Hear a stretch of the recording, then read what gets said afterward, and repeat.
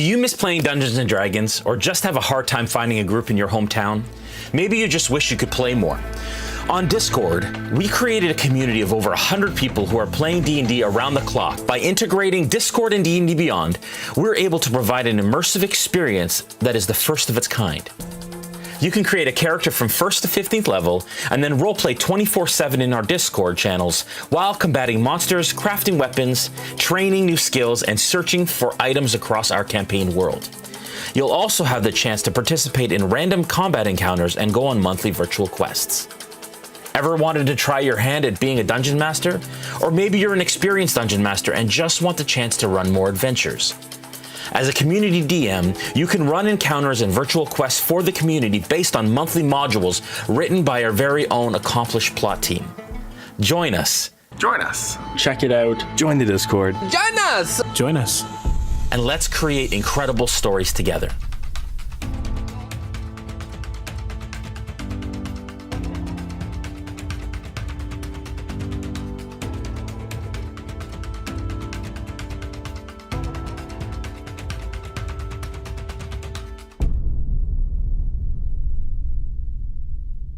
Is the money really worth all this? It's not about the credits. I've been looking forward to this for a long time. I bet you have. You're not getting the drop on the villains with sounds like that. Your game needs Sirenscape. The Sirenscape online player has a huge library of epic sounds for any situation. Epic games need epic sound. Go to Sirenscape.com to get started today. It is said that the ancient Forge Masters would infuse a part of their souls into their creations, imbuing courage, strength, and grace with each strike of the hammer.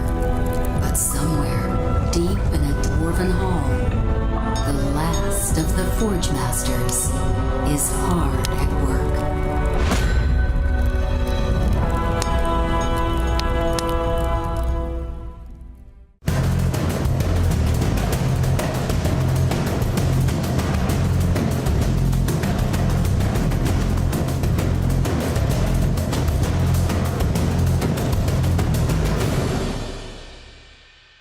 One of my favorite things about using Shard Tabletop that it is seriously a one-stop shop for all of your tabletop needs. It was really cool to have all of the character options there, to be able to search if you needed to look something up. The fact that there were different tabs, looking at like the maps, seeing all the characters that were there, and something that really stood out to me was the chat option had built-in safety tools. And I think that is such an important thing, especially when you're playing digitally, especially during like something like a pandemic. You need to be able to have that access to each other to communicate, but also if there's a problem or you just want to check in, there was a way that they had that natively, and that's very important to me. Wastes of Chaos, the latest sourcebook from Kobold Press, gives you everything you need to create hard-hitting adventures in devastated lands far from civilization.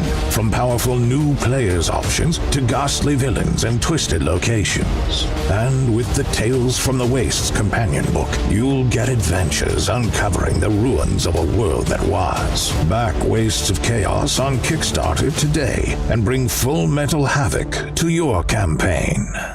One on each end of the table, or give each person one.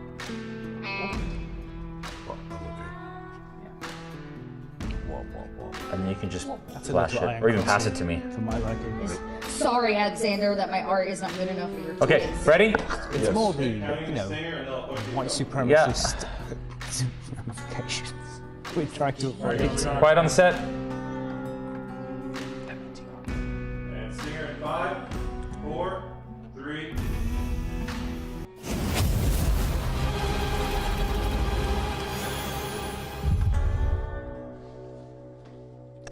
Hello and welcome to episode 2 of Tales of the Wasted West. This is our Wild West campaign based in D&D 5e. We introduced you to our cast. We're going to jump right into announcements for this week. We're very, very excited. It was an awesome session last week, and I'm so pumped. I'm so pumped. You can see this beautiful, we're surrounded by incredible nature, and it's just been so awesome, and incredible people, and beautiful people, which is wonderful. First, of course, I want to thank Dungeons & Dragons for creating an amazing game that we know and we love and we play all the time. We also want to massive shout out to Kobold Press, who is our title sponsor. They create awesome third-party content for D&D 5e and agnostically for other platforms and other systems.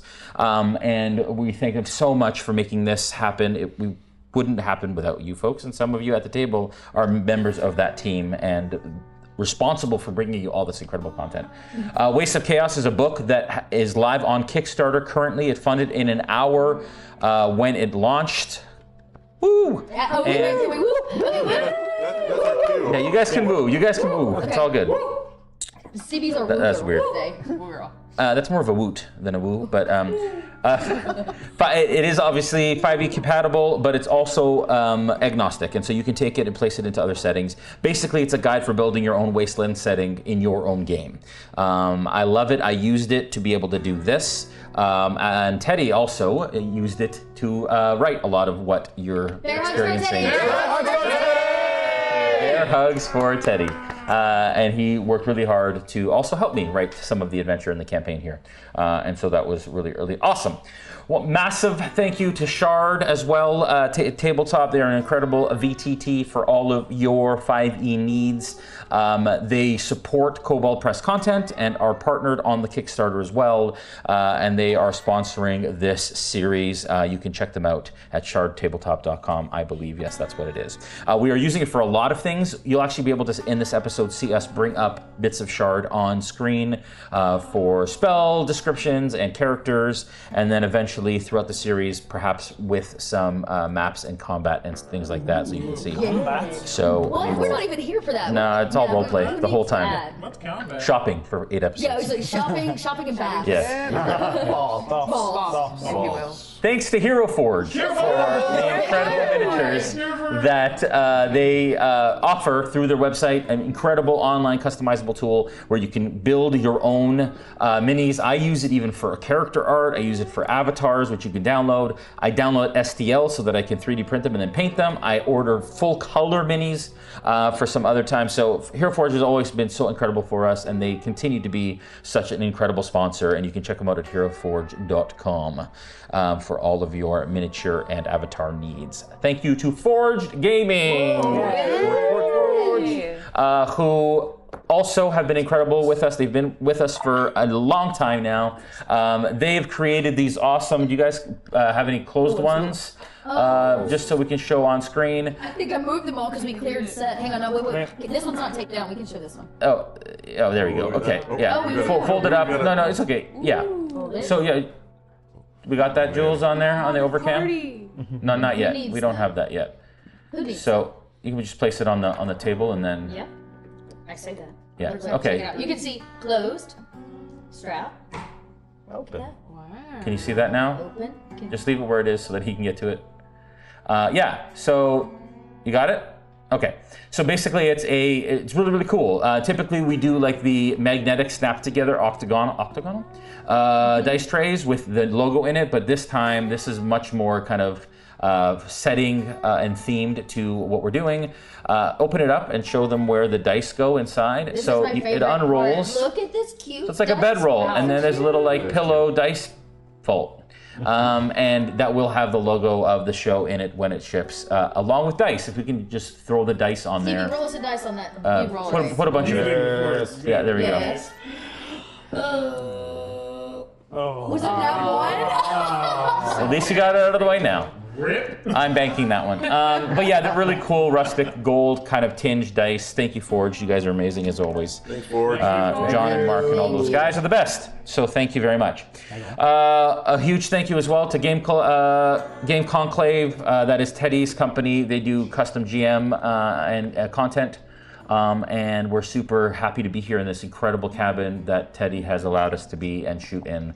Thank you so much, Teddy, for that. And then, of course, Sirenscape for all of our sound effects and some of the music I have downloaded from other places. But Sirenscape allows you to do that. It allows you to take your own music. I own the rights to it, paid for the rights to it, and we place it into Sirenscape like the music you hear right now. That's all being powered by Sirenscape. A couple quick announcements. Incubus right now is live on our channel. It airs on Fridays, while this airs on Wednesdays at 8 p.m. as well. It is a show about a group of tattooing adventurers who are going through Eberron and aboard something called the Incubus, which is a lot of fun, and it's a great little show, DM'd by Chad Rowe and featuring a bunch of tattoo artists, including some that were on Ink Master, which is awesome.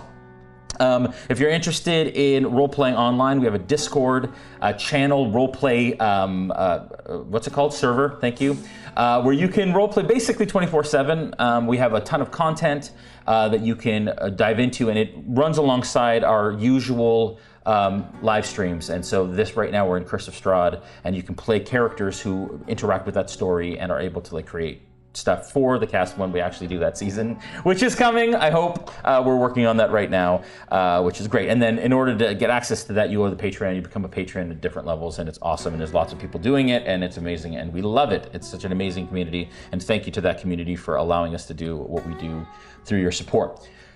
D&D in a Castle is coming in October. I will be there between October 16th to 20th and 27th to 31st. And some people at our table are also involved in D&D Castle, so very, very, very excited about that. Check it out, amazing event. And then D3 at Sea is happening November 13th, and that is a cruise where we will be playing D&D 5e on the cruise with a bunch of awesome DMs, including the three of us, myself, Dot, and Omega, and then Mark Meir is also joining us in the role of DM, or GM rather, for that cruise. It's awesome. And then we also launched our spring 2023 cruise details as well. Thanks to our Smith Guardians and our Realm Watchers. Smith Guardians hold our community together. They're our leadership team, and the Realm Watchers are those that moderate our community and make sure that it's safe for all those involved. If you're like what you see right now and you're enjoying it and you're like, what? Western D&D? How are they doing that? I want to know more. Consider subscribing and sharing our channel and all the information. Make sure that you check out that Kickstarter because there's some amazing things on it. Without further ado, let us venture into the wastes. Woo.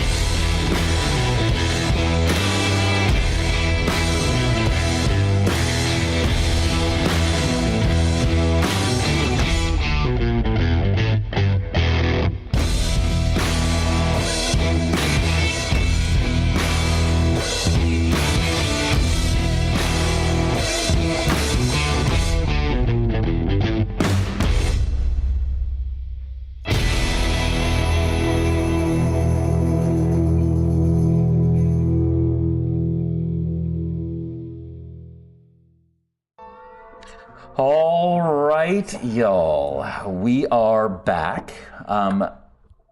Quite fortuitously, does that make sense? Mm-hmm. It is daytime now, and we did that on purpose. You went to sleep and it was dark, yes. And you woke up in the morning and now it's light. Shocking. Wow. Which, imagine that. Both in real life and, anyways, and in game. But a couple of you did not get to do some things before you went to bed, so we can just kind of like montage that or just go over that real quick, and then we can kind of move on to the next morning. We'll start with Wedler. What would you have done before you went to bed, if anything? Well, he has no grooming process, so there's nothing to prepare. Sure. In fact, I imagine that Nexus sees Wedler pull what would normally be like a large rock, but it's actually a big gold nugget, and he lays it on the floor and uses it as a pillow. It sits in like one of his pouches that hangs from his waist, and he kind of goes to bundle up and lay his head down. He says, "Would you like to join me?" So I'm just picturing this huge gold nugget and his tiny little head. Nexus will look and she'll say, I will sleep later, but for now, I would like to get some work done. And she'll sort of like rustle around in her satchel and she'll pull out this sort of like, it's just a pile, like it's just kind of a pile. It's about like the size of like a shoebox and it's got like cogs and wires and like whatever. And she'll put down her goggles and she'll just sort of like take a couple of tools out and just sort of start like tinkering around with it. And she'll say, I require less sleep than most beings, but I will join you in rest shortly. This interests Wedler. I wouldn't say he's a tinkerer. He likes baubles, and you have a lot of baubles. And he goes, wait, I can add to that. And you can see he starts rip like pouches and pockets and things, and he just starts unloading them, giving you, collected junk of the wasteland to add to whatever it is you're working on. He may not be able to actually tinker with you, but he sure has plenty of stuff for you to add to it. And so he kind of empties his pockets out for you in that kind of Mary Poppins bag kind of way. There's too much stuff for how small his pockets are. And when he gets done, he falls asleep watching you kind of tinker his head on a gold nugget. Just for DM reference, how much of your gold is wrapped into this gold nugget that you are currently sleeping on? None of it, actually. I imagine that it may be fake gold. Like fool's gold? It's fool's gold. It's or like his painted? favorite thing, Yeah, okay. It doesn't actually have to have any value whatsoever. Okay, fair enough, good. I like that. Just okay, painted. cool. Yeah. Just wanted to be clear. He probably, got in some cave somewhere and saw something shiny because Wedler has no concept of the value of a gold coin. I imagine trade was done very differently in his village and his tribe, and so he simply likes it because it's shiny. To lay his head on something shiny at night. Yeah, that's awesome. Beautiful little magpie. All right. Okay, and so you work for a little while, and then you. Was there anything else you wanted to do? There was something else you had mentioned. So there's a really interesting feature that automatons have. DM, how would one determine having a 5% chance of success? How would you roll percentile. for that? So you'd roll your percentile die, and then if it's under 5%, then.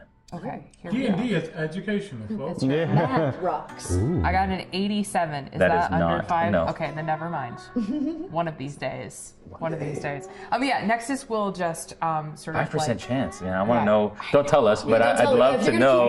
I'd love to know.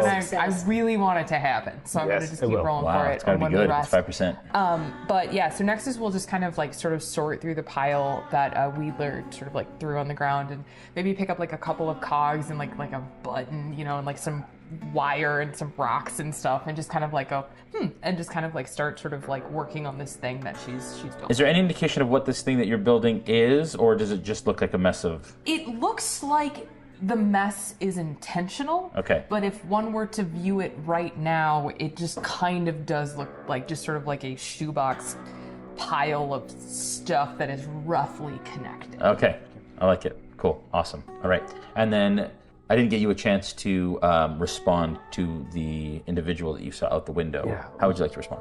So at that moment, you would see Shivdas immediately jump to action and run out, not run, but briskly move out of the door, but try to be quiet. So Who are you with? I was with Archie. Are you sleeping at this point? Oh yeah, just passed out. Okay. I drank your whole bathtub. Yeah. And you're on the ground like a bearskin rug. The most luxurious one at this point. Yeah, that's great. Okay, cool. So you just kind of. I just walk out. Would I happen to meet anybody else at this time? They're in their rooms, so probably not. All right, so I would make myself out to the last location I saw the being. Okay. Yeah. And I would imagine. So you kind of run out the front door of the inn and around the back, and it's kind of muddy and dirty. It's quite quiet. You hear all manner of kind of like evening insects in the area, kind of milling about. It was right here, right? But it was. I think it went down that. No, no, It went right behind there. the tavern. Yeah, Right? right there. okay, we're good. Okay. That way. This way. Like directly, yeah. So as you looked out, so you kind of get into the area that you think this creature was. You look around, and at a kind of cursory glance, you don't see them anywhere. You see Shivdas kind of lean forward, crouch down, and look for any footprints or tracks that he could find. You can imagine him kind of picking a little piece of the dirt that he last saw it standing on, and kind of just like sniffing it, and kind of just taking a taste, and then immediately spitting it out. And survival check. Survival. Okay.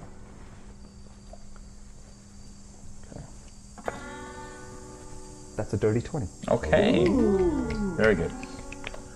With a dirty 20, you definitely see that there are clear footsteps in a, I would say, unusual gate leading up that road, up that area. This area here? No, up, yes, that way. This way? Leading in that direction. Okay.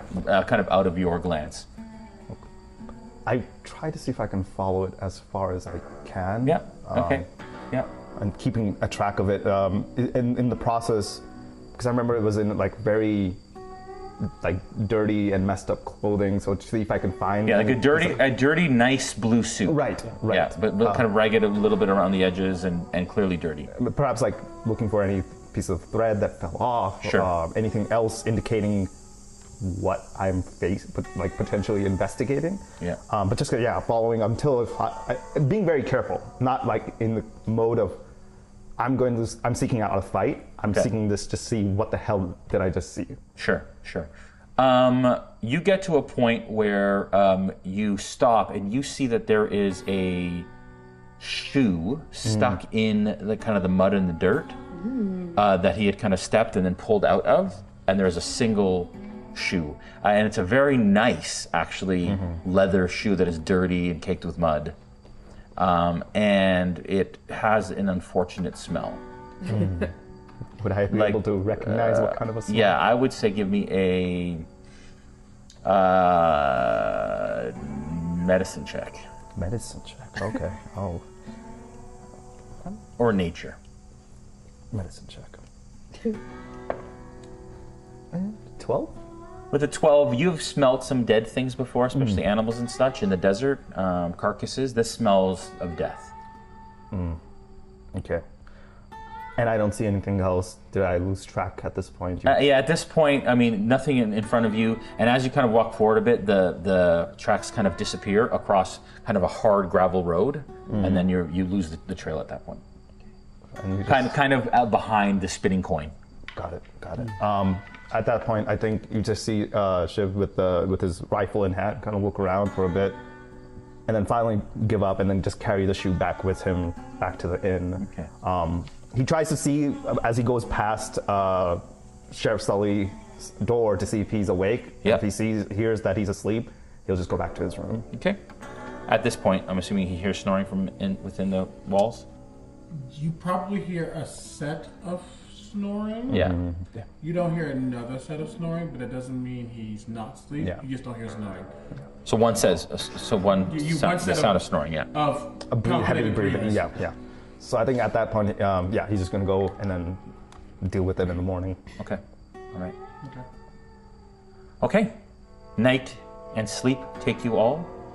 You wake up in the morning, and we're going to say around more or less the same time as the sun begins to rise. And I'd say, well, let's say this. It's fairly, you spent some time at the inn, you went for a bath, so on and so forth. You probably turned in around, I said it was nighttime, so probably around midnight, let's say. Around between 11 and midnight, the equivalent thereof. Has my name on it, thank you. Thanks, CB. We'll talk about that. Secrets, all the secrets. Yeah, secrets. So you wake up in the morning. The light kind of comes through the windows in the inn. You can decide if you want to sleep longer, but you all wake up around the 6:30, like the sun starts to come through around 6:30, which is typically the time that people usually wake in this area, especially the workers. But you can decide whether you want to stay up or sleep. Continue to sleep. Okay, and Shiv's up. I was about to say, as long as I get my long rest. Yeah, you all have the benefits of a long rest. I imagine Wheeler's up with the sun. He's a dust goblin. He lives by the light of the land, and then hides at night because scary land. Sure. So as soon as the sun's up, he's probably up, wrapped around his gold nugget now from the night before. But yeah. Yeah, so we'll say between 10 and 11 you went to sleep and you got your 8 hours. Great, perfect. I'd probably be sleeping until somebody woke me. Okay, so you wake up, you start to get your stuff together, and he's still. All right. Hey, big guy. Nothing. Big guy. Food's ready. And you see the map.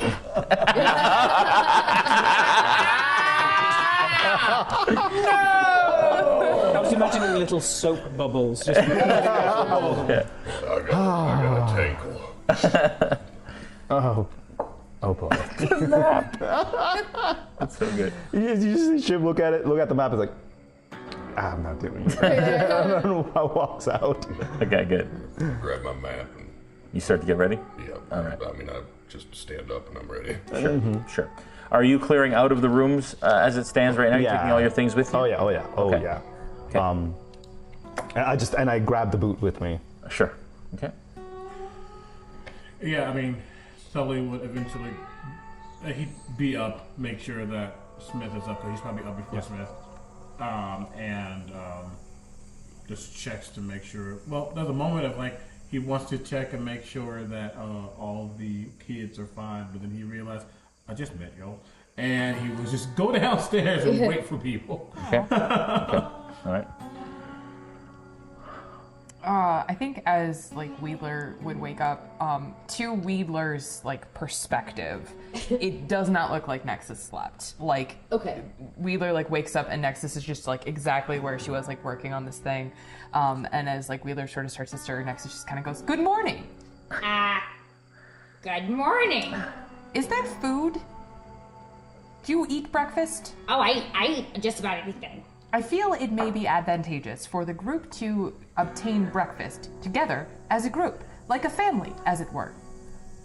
Wait, families eat together? Well, Archie said that we are best friends, and I assumed that that was the truth, and best friends eat breakfast together. I've never had a best friend, so this is all new to me. Would you like to? I would love to be friends, especially if it means we get breakfast every day. So Nexus will sort of start like ruffling through her knapsack and pull out like this like little notebook thing and say, "I have made a list of appropriate breakfast options. There are foods that are for breakfast and foods that are not for breakfast, but it is okay to eat breakfast for dinner, but not dinner for breakfast," which I find strange.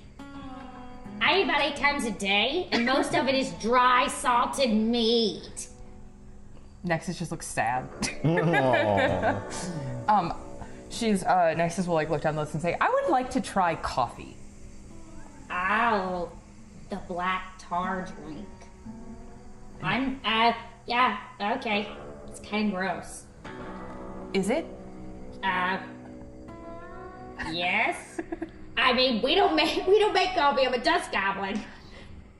Nexus is like, will just start to look like a little bit more disappointed, Wheeler's like, But no, I no. imagine every normal creature in this place would have a cup of coffee for breakfast. So yeah, we could go downstairs. Wheeler packs up his nug back into his nug. His little back into his backpack, his pillow, the nug, and puts it back in his backpack and suits up his belt and all of his bangles and bobs and goes, "Let's breakfast."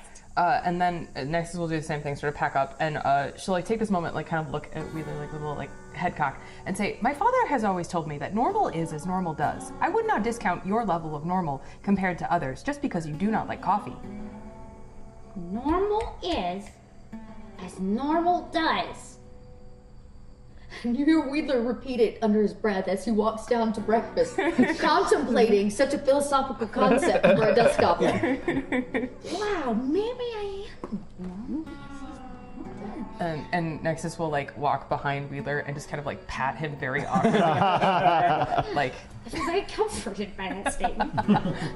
Wait, I knock on their door on the way. Oh yeah, we should get the coffee. Yeah. It's really excited about coffee. We're friends, and this requires breakfast. Suit up. What? Oh.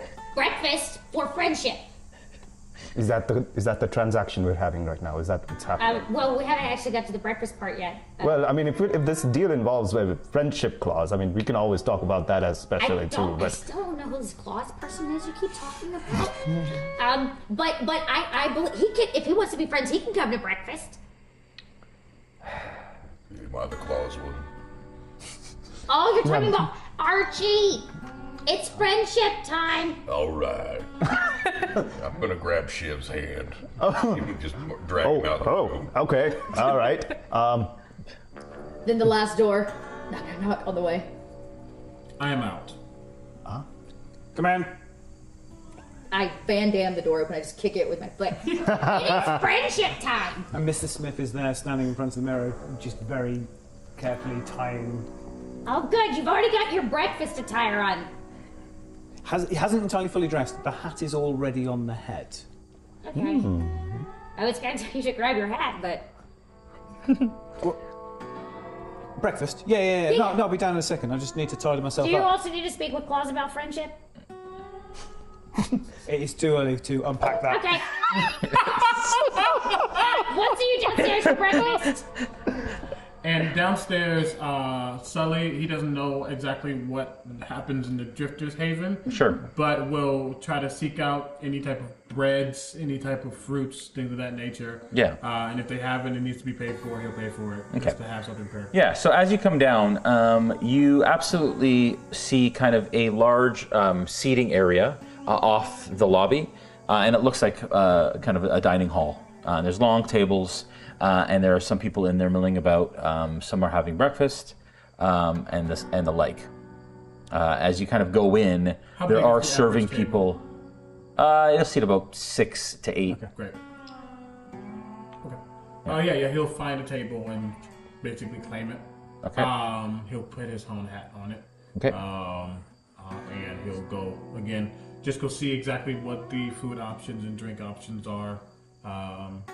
See if there's anyone he needs to speak to, if this is a sit-in, if this is a grab and go. All those details just before the stampede comes down. Sure. It appears to be a sit-in, and appears to be like a single-page menu sort of on each table as you kind of as you walk in. He is with benches on either side of the long table.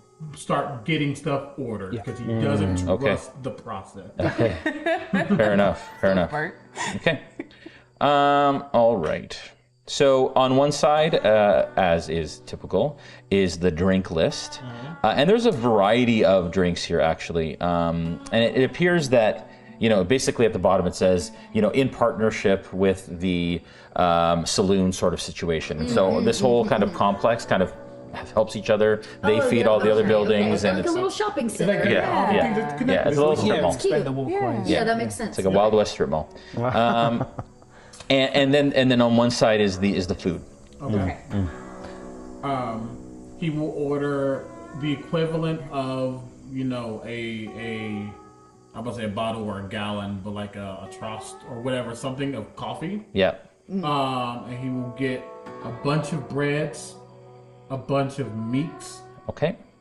And a couple of fruits, because he has a feeling they probably won't eat most of the fruits. Right, okay. Okay, so as you look through, it looks like you can get bread by the loaf or by the slice. Loaves are 2 copper each. So how many loaves do you want? 2 loaves of bread. And then, or like... 2 copper a piece? 2 copper per loaf of bread, yeah. And then they have artisanal bread or artisan bread for like a silver. I'm gonna get one of those. You said cheeses or no? Sure. A hunk of cheese is a silver, and our artisan cheeses are like 5 silver. So we have like a corn, like a little slice, like a pie slice of a wheel. So how much is it again? Sorry. A hunk of cheese is 1 silver. Hunk of cheese is 1 silver. Let's get 3 hunks of cheese. Okay. And a hunk of Burnin' Love. That's next door. Bentley here, Bentley. Hello. No. And you said you want some meat, so there's some stewed meats. They have like basically salted pork chunks, stewed vegetables, steamed vegetables, fruit, per item, and then desserts. The fruit is exceptionally expensive because it has to be imported in and it can't be. I'm gonna get 1 fruit for Smith. Aww. Okay, what kind of fruit? And it's like they said assortment of fruit. A nanner. A what? A nanner. What's a nanner? Banana. Oh, I'm like, I thought this was an American thing. I didn't know. Another thing, it's like a tater. Oh, a tater or a nanner. Okay, I like it. So Okay. Canadian. So you're gonna get a banana. I was also. I know. I was like, right? Yeah. The Queen's English. That's the problem. Okay. So. Okay. Anyways, yes. So fruit, and I think we covered. And you want chunks of meat? You want stewed meat? Let's do chunks of meat. Okay. 3 silver per chunk of meat. Per chunk? And what is a chunk? It's like a decent 3 silver per chunk of meat. Okay, I'm getting 2 chunks. All right. Okay. Oh, big spender. We're learning so much about how CB shops right now. 3 silver per. Yeah. Okay, Yeah. great. A chunk of brain meat. Sorry. No, I was just gonna say you should check to make sure that it doesn't cost more to get a hot breakfast because there's no discussion if these chunks are warm or cold. No, it doesn't. They could be cold chunks. And then you also notice that they have the usual fare for drinks, but then they have a lot of named drinks and like themed drinks and things like that. Coffee, and I want maybe some goat's milk or something. Again, it's just a level of complexity. I just want a bath. I just want a breakfast. Stop giving me all of these options. More. It All right. is the with the great super center, right? Yeah, exactly. Yeah. So it's a silver for milk. Okay. And it just says milk. It doesn't say what kind of milk. I'm sure it's It says a milk. glass of milk or something. Yeah, like a little cup, and very cup. Okay, small 1 cup. silver for milk. Yeah. So I'm gonna get 6 milks. That's so much milk. For one person, yes. But each person is one cup Yeah, or 1 okay. silver. 1 silver. Okay, just 6 silver. And then what was the coffee? A copper. A copper. Copper for coffee is so cheap. Okay, yeah, I'm gonna get 6 coffees. It's not good No, I'm gonna coffee. get 5 coffees. I don't Yeah, need it's probably coffee. not. It's bad It's coffee. cowboy coffee. All right. Yes, we just did an entire transaction on this game. Deal with it. Yes, we did. Yes, we did. I like it. So just really quickly, I got 2 loaves of bread, 1 artisanal bread, 3 hunks of cheese, 2 chunks of meat, 6 milks, 5 coffees, and a nanner. And a nanner. How much was the nanner? I said it was a gold. It's a gold. That's fine. That's fine. Is it a bunch or just one? It's fruit. It is, and it's got to come all the way Out down. of Maryland. One nanner. Everybody gets a slice. One Magically teleported fruit. gold. All right, good to know. So I am spending 2 gold, 6 silver, and Love it. 9 copper. This is 1 riveting, I'm gold, sure, 6 for everyone at silver, home. 9 This is copper. yeah. 1 gold, 6 silver, 9 copper. Boom. Okay. And I start getting all this, but Okay. I specifically, as they start to bring it out, I'm like, you notice that he goes to attempt to help them put it on the table, and then almost recoils. Okay. And never actually touches anything, and just lets him. Okay. All right. You all arrive when all the cold stuff has come out, and the warm stuff is still being prepared. Do we have beans? You walk in and And the first thing it says, do you have beans? we don't have beans actually. Not even dry actually, no, beans? there are some beans. You want dry beans? Of course. What do you eat for breakfast? Breakfast? Well, all right. There's beans in the stew. Are they, okay, I guess I'll eat cooked beans. Wet beans instead of dry Would beans. you like just want a Just bowl a of big beans? yeah. Just all right. beans. Anything else for anyone else? I got mine right here. No, Sully's ordered. I think Look, Yes. this As spread- everybody come, I go. Already ordered. Don't get too complicated. There's one artisan bread. The loaves can just go through everything. And at this point, all the rest of the warm food comes I'm out. going to grab the large container of coffee and go, right, yeah. The nanners for you. Oh, thank you very much. And start confused look pouring for a in. second. And the smell of the coffee just sort of fills the air. Yeah. It smells great. Oh, don't mind if I do. It's a little thick. That's how I like it. Yeah. You see Shiv pull out his own little flask and then pour the coffee, then the goat's milk, to whatever remaining Milk. like I didn't say it was goats. Oh, it's just okay. Okay. Oh, just to the mystery milk. The milk, and then whatever whiskey was already in there, and then shake it up and just start drinking. Okay. That's a vibe. Like that's a vibe already. That's giving me White Russian, but White whiskey. Anywho. Okay. Nope. Nexus will grab a cup and like so excitedly and just like almost like reverently like kind of copy what Mr. Smith did and just like take it and be like, this is it, this is the moment, like, and just like and pour the coffee. Are you alright, Nexus? I have never had coffee. I have heard much about it. Just he takes the jug right and the cup. You've never had coffee? No. Pause. A little bit of coffee. And then, can I just have a little bit more water? Because the consistency of this is a little... They can just top it up and just sort of... That's for you. Thank you. And we'll see how you do with that. Okay. And maybe you can have some more later. And Nexus will just take like the tiniest sip and kind of like make a face and go, I am both elated and disappointed, and just like put it down on the table and then look at the menu and say, these drinks have names. They do. Typically, if they are given name, sometimes names have purpose, right? If an item has purpose, it costs a lot more. Yeah. Names have purpose. They do. Yeah. I had that to my contemplated bliss for the day. They kind of. We need Wheeler's journal. At the end, list of some philosophy. At the end of the game, I'm expecting the Tower of Wheedler. I'll be so wise because of all of you. You say, well, names give power, names give meaning, and they tell you where you're from and perhaps who you are. I was just told my name was Weeder because there was a Weeder before me, before that, and I've just always been a Weedler. What about you, big guy? What do you want? Archie's just kind of sitting crisscross applesauce on the floor next to the table. And still taller than everybody else. And just kind of like excitedly looking on, but kind of drooling just a little bit. And it's like dog-eyed and everything. So some of that for me. I will be quite honest with you. I don't eat a lot. I did order something for myself, and as he's talking to you, there's just a wispy, smoky, ethereal mage hand that just grabs a little bit of the artisanal bread and just like pops it in my mouth. You can have as much as you want after everyone has gotten what they would like. Yeah, I will wait. You gotta finish the peel out. The peel. Puts the half peeled banana down on the plate. It's called a nanner. It's a nanner. No, it's Say it, Alexander. Say it. Boss and nanner. Takes the peel off. Hands it.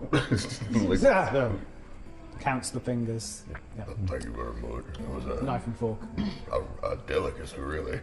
I'm glad you enjoyed that, but now I feel a bit weird eating a banana. No, it's all right. Like a knife and fork. You look fancy. I look like a weirdo, is what I look I like. don't even know what a nanner is if it means anything. It's one of these. But what is it? It's a fruit. It's not dust. Grows on a tree. You eat normal. Non-dust goblins often eat it. It looks gross. It's really expensive, which is probably more than we can afford, but thank you. Oh, wait! I have recently learned that this is helpful. And I put a gold piece down, because I do actually have gold pieces. I don't know what it does, but it seems to make everybody happy. You will see the mage hand just like pick that up and give it right back to you. Keep it for yourself. Speaking of gold, I was told now that there might be a friendship relationship involved in all this, but I just wanted to let you know that might be an additional cost on that. I don't know if that's one thing you wanted. Tell me that friendship cost?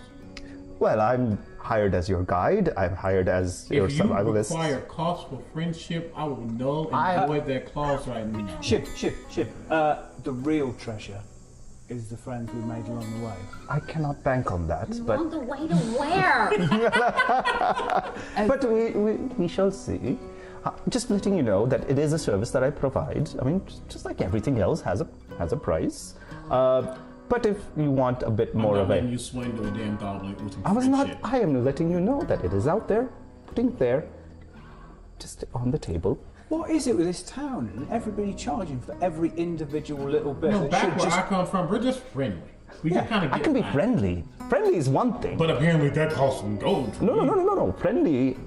We're having a friendly conversation right now. And I'm afraid that you're gonna put an invoice in my hand. Well, let's shelve it. We can talk about it later. But in the meantime, one thing. Are we done selecting what we want to eat? Oh. No, this is Did it. I get my stew with the beans?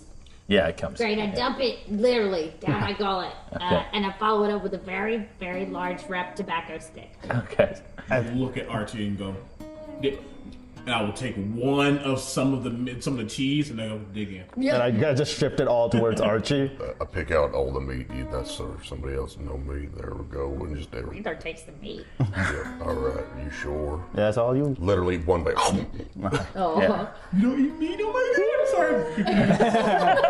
And as soon as the table clears, you see Shiv reach down and just plop the boot on the table. Oh, it's a shoe. Shoot. It's a very fancy in my mouth. No. Not yet, buddy. Breakfast for friends. Not that is not breakfast. Come, please. Thank you. And right there, yes. Do we all get a nibble? Maybe perhaps after we figure out. And there's like mud, like dried mud in your Why is there a beard. random shoe put on the table?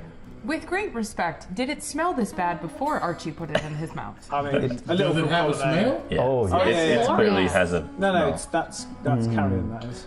Well, just to let you know, that is the smell of decay and death.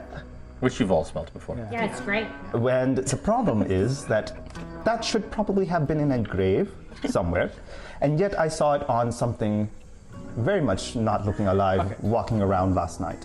And I go to take the shoe and I pull out a handkerchief and I try and take the Archie spit. Sort of Yeah. And what I'm going to do is It's re-wet the mud on the one side. Yeah. I'm looking in the shoe. Yeah. And I'm trying to determine the level of perhaps some moisture. I want to be able to work out if there's a level of liquefaction that would allow me to age. Perhaps how long this is. This is a completely dead corpse, or is this? Hey, I like it. Medicine check. While he's doing and that, investigation check. yes. While he's doing that, I saw a creature. I don't know if I've never recognized it. I've not seen it. I don't know if any of you have ever seen one, but it looked like something that should not have been walking around in the middle of the night or walking around really ever. Anything. It's the wasteland. But I didn't expect it to be in the middle of a town at the night. Did it do something bad? What did No. it look like? It had a very bluish tinge, very malnutritioned. I couldn't quite make it out in the dead of the night. Was it a goblin? No, not a goblin. I'm just mentioning this because I don't know if it's a concern for all you folks. I personally have never seen it, and it looked quite unnatural. What was it doing? I mean, just wandering around, being dead, or was it like? It was malice shuffling aforethought? around, and then before I could investigate further, it ran off, literally. And ran, not shambled. ran. Well, initially it shambled. Did it see you? It did. It did. Did I notice that it noticed me? It looked up in your direction and then ran on. I don't know if it noticed me specifically, but it did look in the direction of the So you inn. spooked it. Perhaps. You'll notice, well, not anyone who's not paying attention to the conversation for a second would just notice that his eye, that is, one eye is gray, but the other one is kind of this light blue that seems to be almost clear, and there's like flecks of gray and slight orange. You'll see it just kind of glow ever so slightly, and then it'll go back to normal. Where did it run off to? I believe towards the spinning coin. At least that's where I last saw its tracks before it went on the hard surface and I couldn't track it any further. What did you find?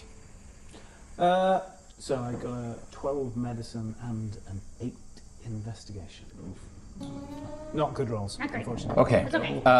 With an 8 investigation, it's very clear that in the label on the heel, which has some dirt and such on it, it has the initials JJ. JJ. It was Jesse Jerdak. It was him all along. And with the 12 medicine,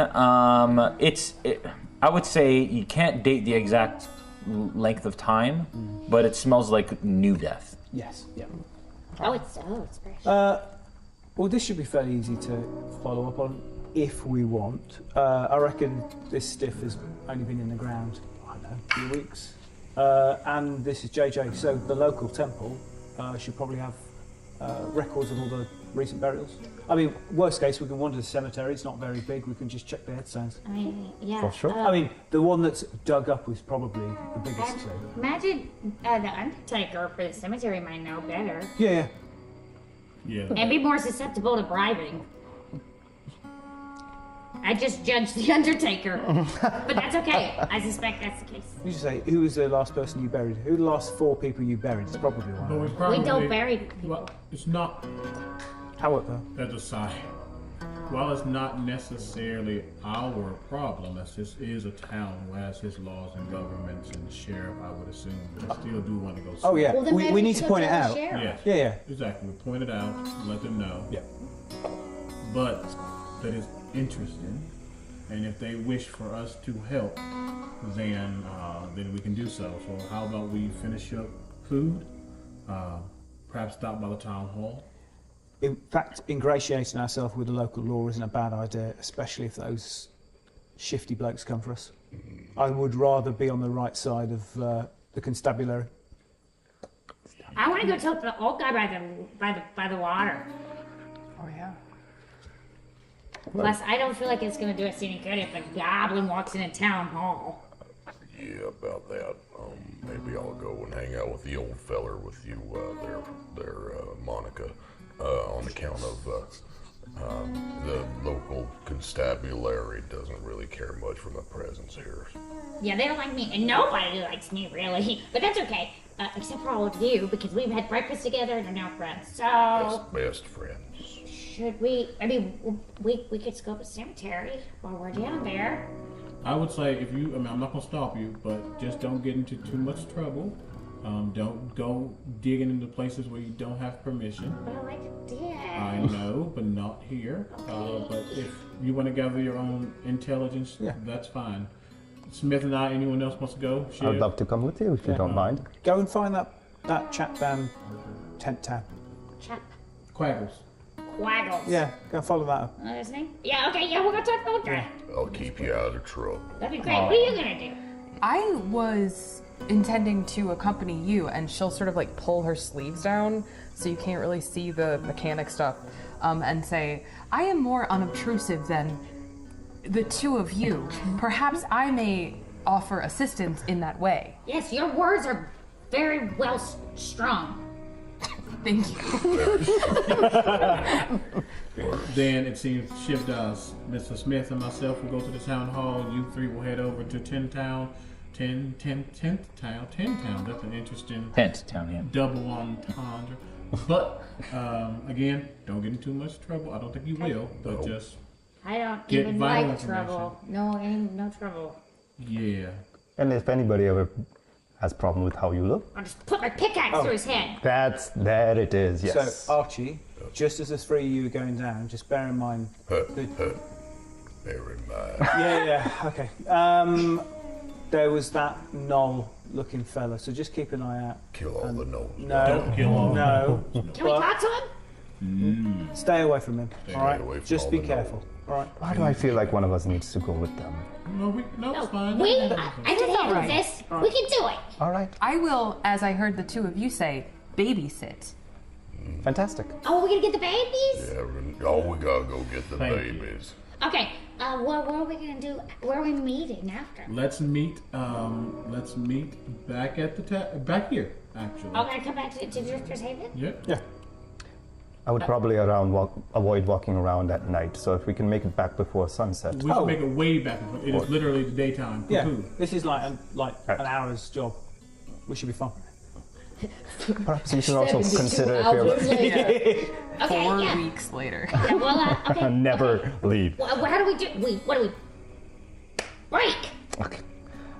Perhaps one of us, or whoever wishes to, we should also consider if we're leaving this town, have some rides for us. We can figure that out when that hurdle gets here. Fair enough. Don't right. Perhaps we can divide and conquer, and come back, discuss what we have learned, and make a new plan from there. And we're still headed west, so. Yeah, exactly. So. All right. I'm going to mage hand another piece of the artisanal bread because, well, it's gone. I'm going to take a piece of the chunk of meat and I'm going to look at it. Not really have an appetite for it, and I'll put it back down. But I will finish off some of the coffee. Some of the milk. And I'll say, well, I'll stand up, fix my hat. Let's meet back here and say, I don't know, however long it takes for your stomach to start rumbling again, maybe in an hour. I would assume. Or just, whenever, just right now is fine. Okay. If you can tell time, looking at you, come back in an hour. Got it? Wedler scoops up whatever's left of the meat. If there's salt on the table, he salts it, puts it in his pocket, and then heads up. All right. I think great. Okay. So let's move you and me. Yes. Yeah, just for out of character, Archie. yes. Nexus, Wedler, and Archie are going towards Tin Town. Yes. Shiv, Mrs. Smith, and Sully. The three S's are going towards The sheriff, which we believe is at town hall. probably. think- He thinks he's at town hall. Yes. It might not be, but that's a start. I love how second episode already we decided let's split the Split the party. party. It's Fine. great. This always Sorry, works out. Jason, but not Oh, so it's all sorry. good. Okay. Oh, I'm bringing the shoe. Oh yes. Bring in the yes, shoe. yes, Yes, of course, of course. I'll have the shoe mage hand next to me. I will also note that you all notice that I rarely use my actual hands to hold things. Typically the mage hand. Cool. Okay. All right, you all enter the street, and you all exit through the front of the inn. Okay. We're taking And as you do, it's actually quite busy. You notice for the shops that are that line this street that there are people kind of opening their shops. They're sweeping away the dust from the front porch and turning over their they haven't turned over the signs yet, but they're just prepping for business for the day, changing up kind of the deal board out in front of some of the shops, especially the butcher. And the sun is already hot. It is the equivalent of about, well, I'll just say it's 8 a.m. And it is the heat that you're already starting to feel, that desert wasteland heat, dreadland heat. How I love it! Oh, I feel sad. All right. All right. You'll tip his hat and start heading off. Okay. Stay safe now. All right. We will start with the group heading east. Great. So we'll pass. Okay. It's in town. Yeah. So as you kind of walk past, you notice a couple things. First off, you notice a building on the left there as you're coming around that's attached to the graveyard. Yes. That place is called our Gravel Main Undertakers, and it's kind of a sign over the door. Fairly old, kind of dilapidated building a little bit, not incredibly well taken care of, but it's got like different sized caskets out in front of it for like sell, but it's got like small, medium, and large kind of creature caskets, and different varieties of style. And then over the cemetery, as you come around the side, over the kind of the archway in the entrance, it says Old Boot Cemetery. Okay. If you see the cemetery sign, you probably hear we go. Ugh. Yeah. Perhaps. Go ahead. Nexus will sort of like notice the cemetery and stuff, and she'll look at her compatriots and say, perhaps we may do two things at once and inquire about the owner of the shoe. Okay. Are you gonna knock? I would be. Cemeteries give me the heebies. I don't understand why you just put them in the ground. They're not thieves. Nexus will kind of like cock her head and just shrug and say, it is the way things are done. And then, yeah, I mean, I guess like I'll. You gonna knock? Yeah, Okay. I'll go knock. If you two want to hang back, like I don't think Nexus like really minds death much, you know?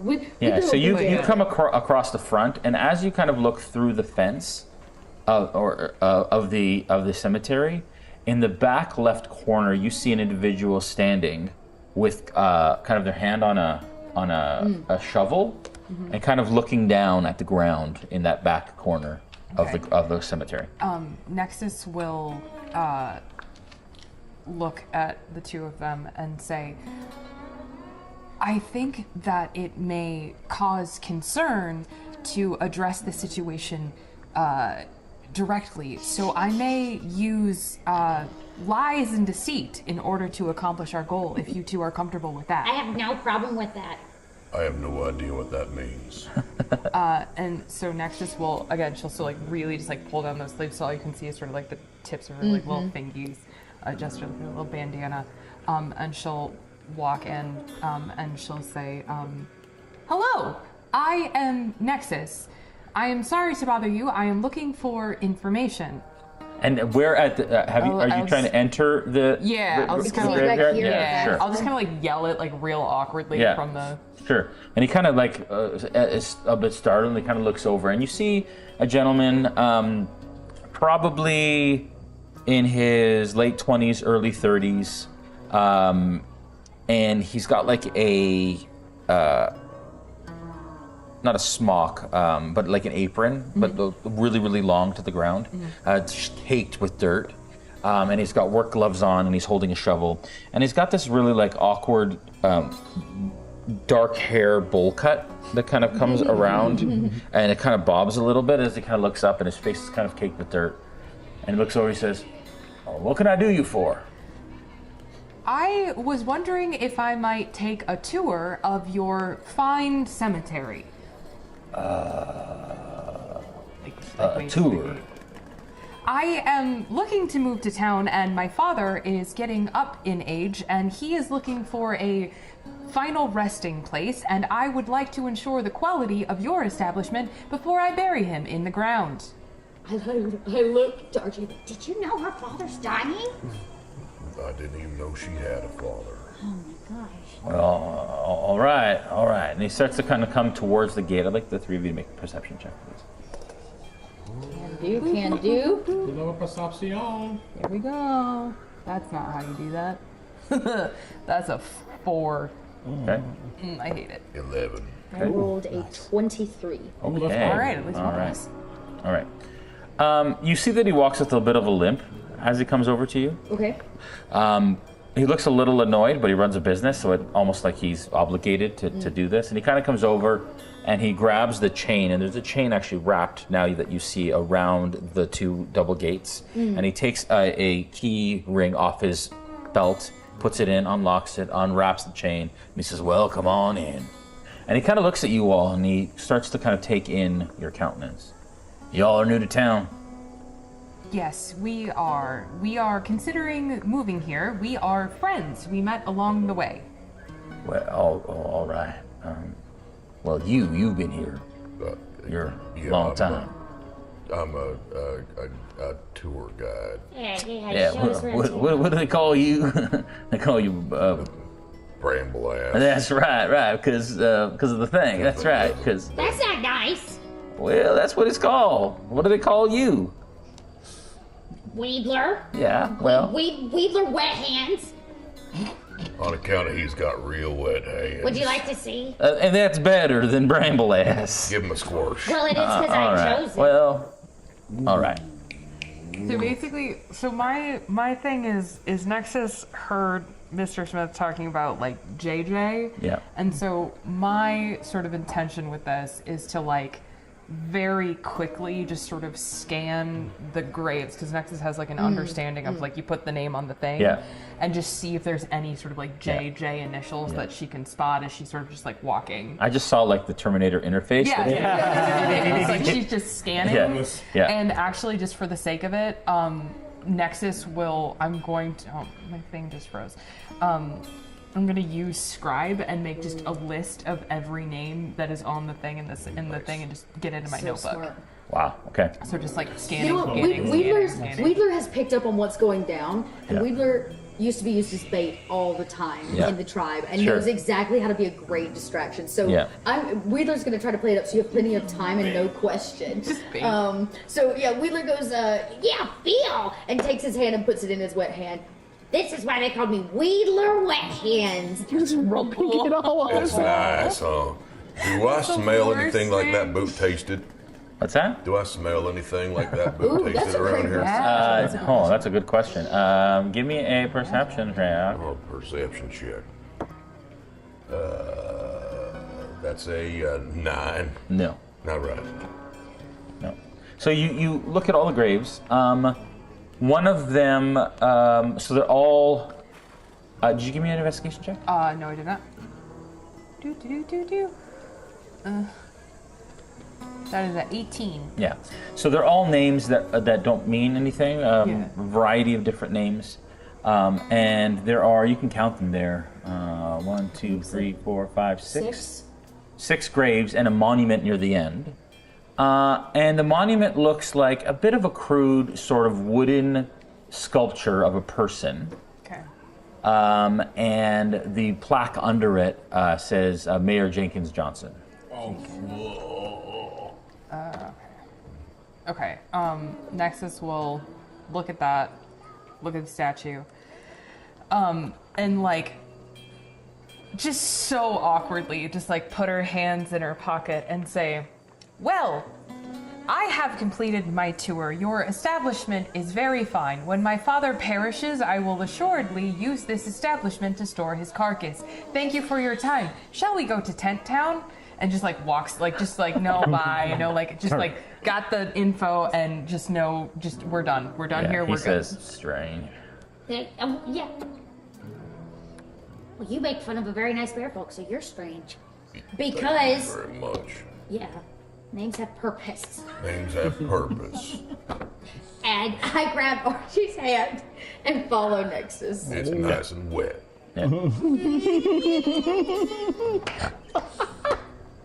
And as they're walking down the road, Nexus will sort of like lean in very like conspiratorially because like she's like, "Oh, I did a good job," and she's like, "I have ascertained that the name of the mayor is Jenkins Johnson. He is also dead, and his name is JJ. Perhaps that was who Shiv saw." And you noticed that the ground that he was looking at, there is a mound of dirt that has been lifted in front of that monument. Okay.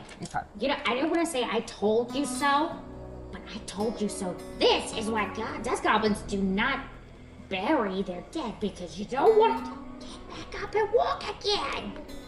You hear him like pass chains through the fence again, and he locks it. I may not be the smartest dust goblin around, but who chains the dead in?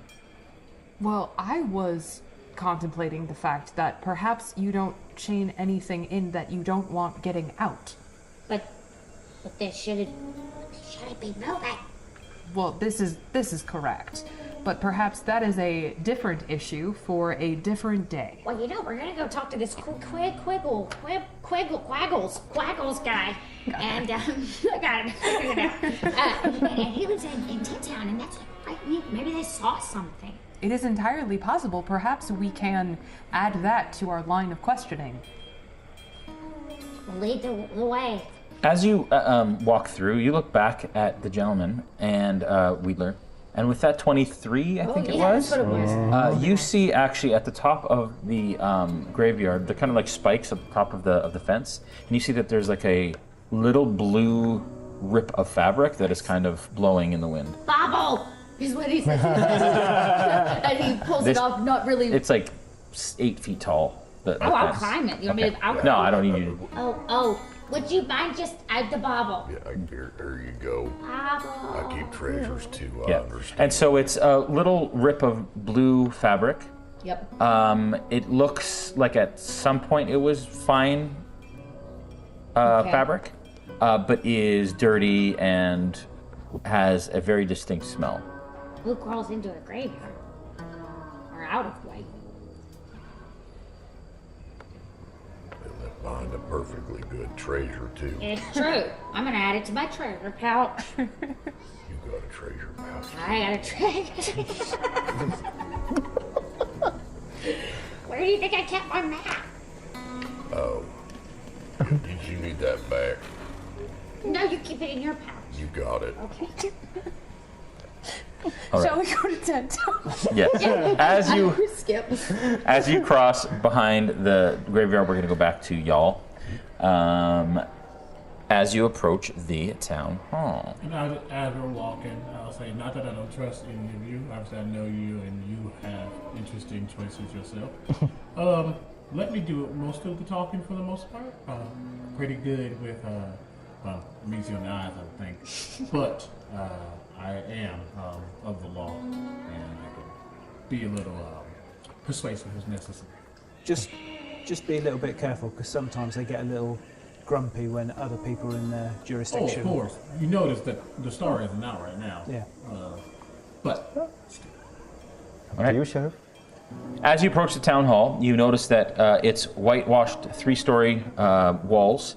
It glistens in the sun, raised like a white beacon in the desert. It is grand with 3 pillars adorning the front. Attached to the town hall on its west side is a wooden dark brown square building. It has the words jail painted on a large board above the single wooden door.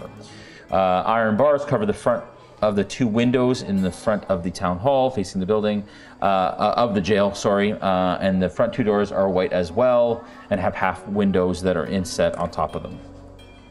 What do y'all do? Oh, sorry, and out in front of it is a posting board, a large board with a number of pieces of paper kind of tacked to it. All right, I will, you'll notice that the mage hand begins to jiggle the door. I'm assuming the door is more than 10 pounds. Yeah. Yeah. You notice it starts to open it, but like not really.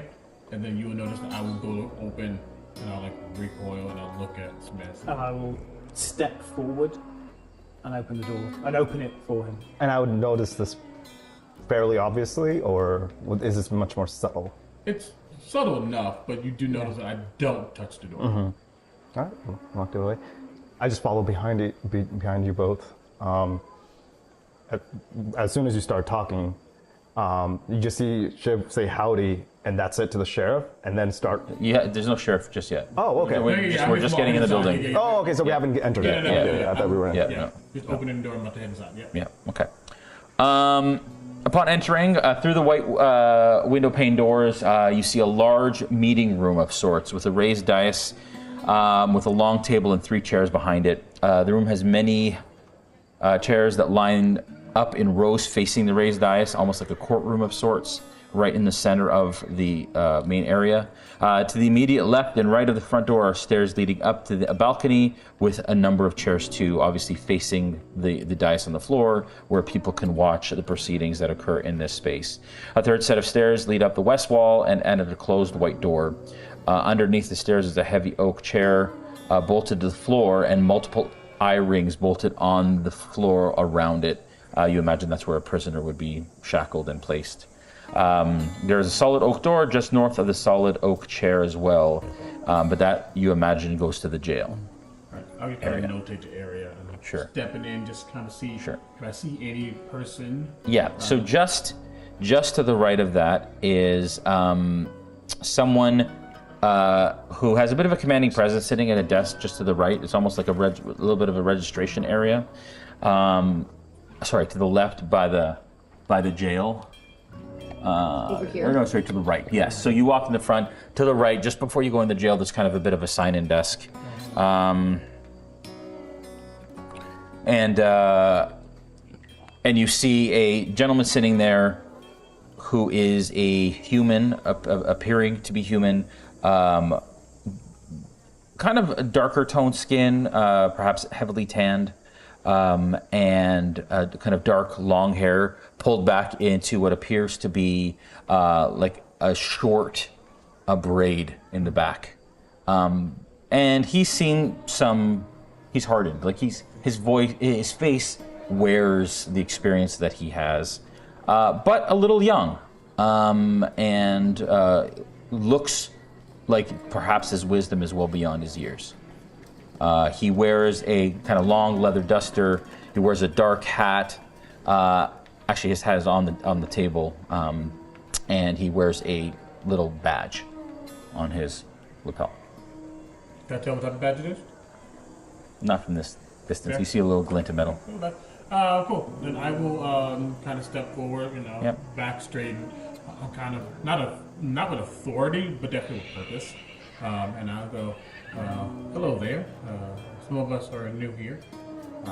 Was wondering if we could speak to someone of the law.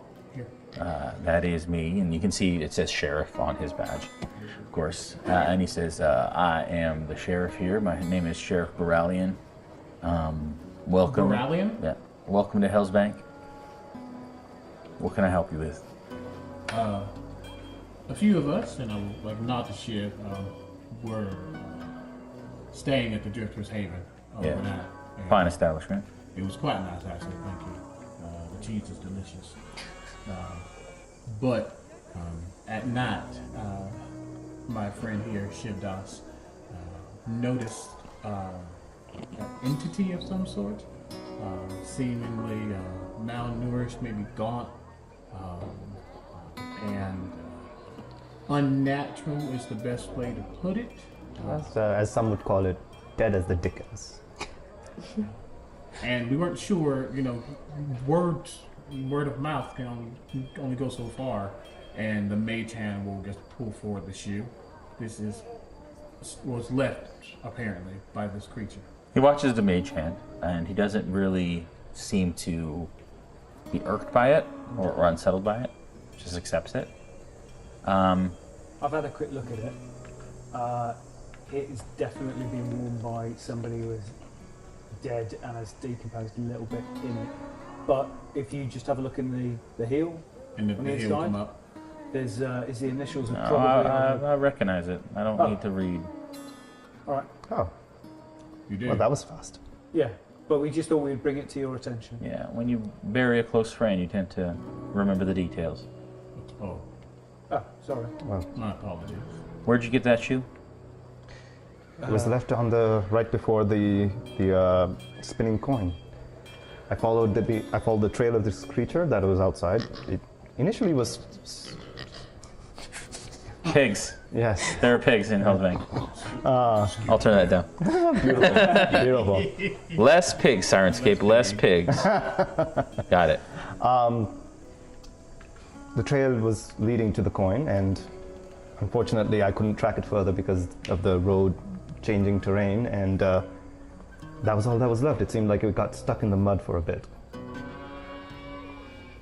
I could mention that the creature was wearing some very fine attire, some blue suit. All right. Do you normally have your dead walking around? Please, some respect. Oh, my apologies. Have you gone over to the graveyard yet? We have not. This isn't our town. This isn't my town. Wondering if you passed. Well, no, we have not. We have friends who were passing that way. Don't know if they stopped at the graveyard or not. But no. All right. Well, you can leave that shoe with me. That's absolutely fine.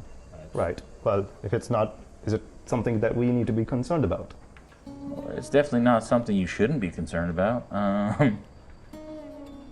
Listen, y'all look like you can take care of yourselves. Been around these parts, some experience. I say we could hold our own. Can hold our own, but I am the sheriff of another town. Just don't want to, display and give the wrong. This is not your jurisdiction, so I appreciate that, but I appreciate the assistance. Listen. Thank you, first of all. Sorry, it's a little unsettling. I will look into it further, and I'll have my deputies look into it further, but I hired someone to find out potentially what happened to Mayor Johnson. As he died in a fire in his shop. I don't know how it was lit, don't know how it happened, but from what I understand, there is my deputies can't figure it out. I can't figure it out. I hired somebody. They'll look into it. Sorry, out of character. Mayor died in his shop? Yeah. In a shop fire. In a shop fire. What? And now I'm the mayor and the sheriff. Oh, That is an undertaking. Yeah. Congratulations There to your isn't promotion. congratulations to be had. Oh, my apologies. Not in these circumstances, but thank you. Trust him. And you're not there. Mm-hmm. But I hired somebody, a noble gentleman, bounty hunter of sorts, to find out perhaps who did this. Immediately glanced to Smith. You know him? Saw him in the tavern the other day. Yeah, he's keeping an eye out for him. But if you can find out what happened to him, perhaps what I offered him, I'll offer you. Oh, I'm assuming that means money. Yes. Unless Well. you prefer some other form of compensation. I don't know about my compatriots, but money sounds mighty fine. All right. However, I'm already on an assignment and a job as it is, so I leave it to my employer here. Then allow me, sheriff to sheriff, to be blunt, and hopefully you can be blunt in return. Honesty, I respect honesty. I would assume that you've been running into perhaps a bunch of dead ends with this. Dead ends. Was that in character or out of character? That was out of character. What should we expect? From? Have you ever had the undead walking around? Not as long as I've been here. It's been a number of years. Don't have a lot of undead around these parts. You just know that's a flash in his eye. Things don't tend to last long enough to keep walking around. Fair. Well, you guys have your conversations, and then you see Shiv move back, and then he just starts. Is there a? You mentioned, was there a bulletin board with specifically? Was Out there front of the town hall. Would the like a bounty board, would that also be considered as such, or would You there don't be a know, but usually, typically in a town, they're all the same. Okay. There's usually one central space. Well, I have something else I need to look into, but if you'd like to chat. We'll be done soon, yeah. He looks at you and he nods as you leave. I do have a couple questions later on, but okay. Deal. All right. Then I guess the other question is, how much permission do you give us to use what's necessary to figure this out? Because if that mayor is seen again and isn't... He's not the mayor anymore. Just because someone dies doesn't mean they don't have the title they held. It does, because I have his title. But he had the title, and yet you still refer to him as a mayor. Sure. I prefer to refer to him as a friend. What I'm saying is, I don't want to speak to him in present tense. Whatever he is now is not what he is, or what he was. Whatever this is. To each their own.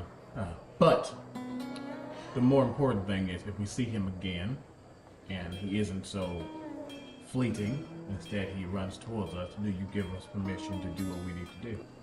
I wouldn't expect you to not protect yourself. Okay, just making sure. Just know who he is and who he was. Always. And what he means to this town. Yeah, we'll be as discreet about it as... I appreciate discretion. Well, there's nothing else from me. I think we should meet up with the group, but at least the town knows. Sorry, Shiv, what was the name of that bounty hunter? No. Clint. Clint. That's all I know. What was it, sir? Clint. Clint, the bounty hunter. Oh, the bounty hunter. the Thank Knoll's you. name. Okay. I didn't hear that last time. Oh, sorry. What's the name of the bounty? Like, Yeah, the Knoll. Thank you. Well, all right. Nothing else? Not for me. Okay. Not from me. All right. You enjoy You- the rest of your day. And Well. we'll start heading out. You too. You walk up the front and you see the bulletin board in front.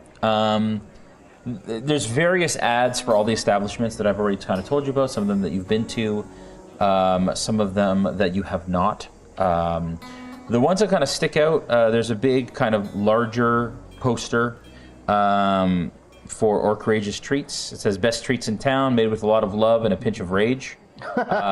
Pastries, breads, and desserts. So what was it called? Courageous Treats. There is a bigger poster as well for the Spinning Coin Gambling House, and it boasts a 5 silver bonus for first timers. Ooh. And then you see 2 notices. One is missing, not missing, but information required for Mayor Jenkins Johnson. It says the late Mayor Jenkins Johnson. And it says 5 gold for information that will lead to that leads to the arrest of the people who were involved, or any sort of lead that leads to something significant. And there's a wanted poster, dead or alive, for the men with half a face and the ever-living bandits. $100 gold per member, or 500 gold for half face. Okay, let's just pause. I gotta put that note in. So the man with half a face is worth 500 gold pieces? Yeah. And any of the ever-living bandits are 100 each. The names don't ring a bell for Shiv, but he looks closer at the picture of the man. Is it pretty detailed picture? Of which one? Of the ever-living band. You mentioned that there was a half-faced man. Yeah. Picture of a half-faced man. Yeah. No, there's not a picture. It's just a notice that says the man with half a face and the ever-living bandits, wanted or alive. Immediately. There's no image. Got it. Immediately, as soon as I see that, I'm assuming at this point. At this point, they walk out. They walk I'm out. going to say, right before we walk out of earshot of that individual, I'm just going to say, he seemed very nonplussed about that. Yeah, I mean, you're not going to be very happy if one of your best friends gets up and starts shambling around. It didn't seem like as much of a best friend if she was ready to get rid of the title that he rightfully owned. Yeah. Normally, if somebody's bumped off a mare, the first person you look at is the new mare. Walk out, sorry. If you gentlemen don't mind, I will meet you back at the... Unless you want to stay out here, I can meet you back at the inn. I have a couple more questions for personal reasons. Oh, that's absolutely fine. Yeah. Right. Well, see you there. And I walk through the door to the sheriff. All right. Go ahead. Take a quick look at the bulletin board because we're obviously just standing by that. Yeah, you take the same information in. And I see that sign for the extra 5 silvers for first time spinning coin. Yes. And in that moment, your heart starts to beat a little faster, and you start to feel the tug. The lady's tug. Sorry, what was the 5 silver? For first timers for the casino. Gotcha. I'm just like, that took a lot less time than I was expecting. Oh, no. I might just stretch my legs for a bit. And I'm not even trying to be subtle about it, and I'm looking down the road towards the spinning coin. Yeah, and even at this point, like, it looks like that building is a bit brighter than the rest. Yeah. We obviously do what you need to do. We have been traveling a lot. Is this something I've ever seen before?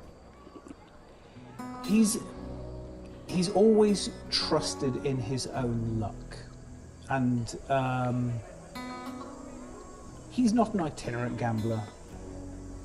The money isn't what matters. The wins and the losses. It's the sensation of doing this and not knowing what the next pull of the card will be. Do I get the sense that it's almost like a, for lack of a better word, a release if something's done? It's almost, it's not a compulsion. I think that's very important to point out. It is not an addiction of any sort. Yeah. But for him, it's almost there's beauty in it. He finds peace in the random nature of it. Okay. Then I think I would just note something. I know that I just happened to look at the bulletin board as well, just because eyes have gone to it, just to know what's going on in town. I read that last stanza, the last 2 wanted names. You will notice as he stares at it, his eye, which is already that clear blue with specks of gray and orange, that coloration starts to spread over his face for just a moment, and it'll come back. But he's staring at it before he looks back at you and says, "How about I go with you?" Yeah, no, that's absolutely fine. I appreciate the company. Noted. And he'll walk with him. There was a slight demeanor change, but he's back to happy. And that is where we're going to take a break for this episode. Right on. We'll be right back to the other side of town and to your questions. Be right back.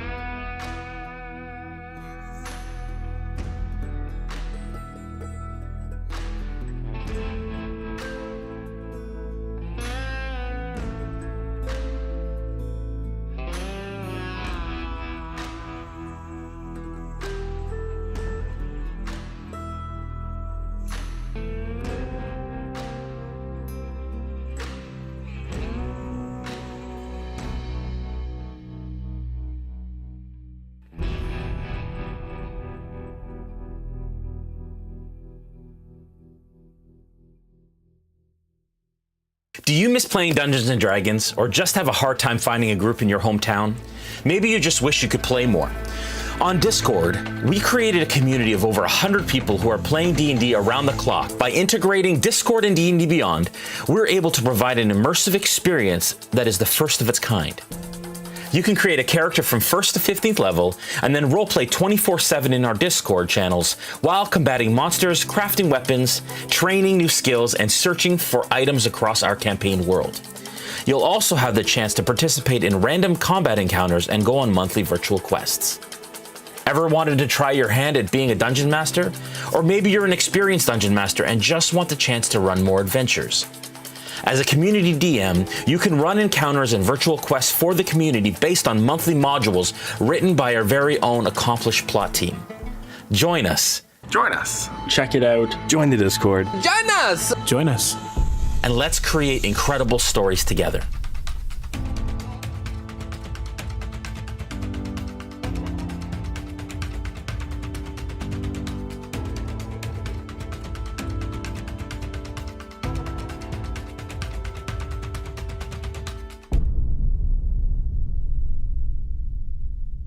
Is the money really worth all this? It's not about the credits.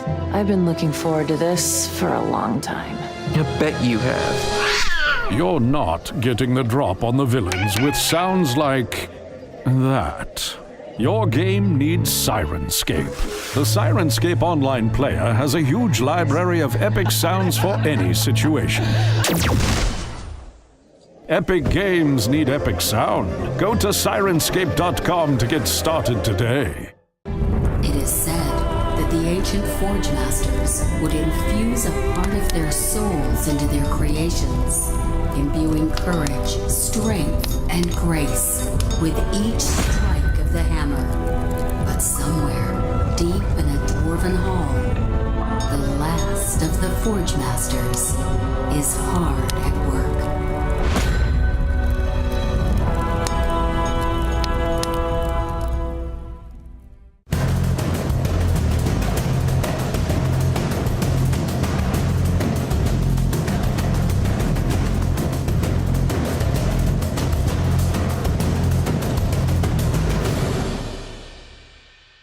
One of my favorite things about using Shard Tabletop that it is seriously a one-stop shop for all of your tabletop needs.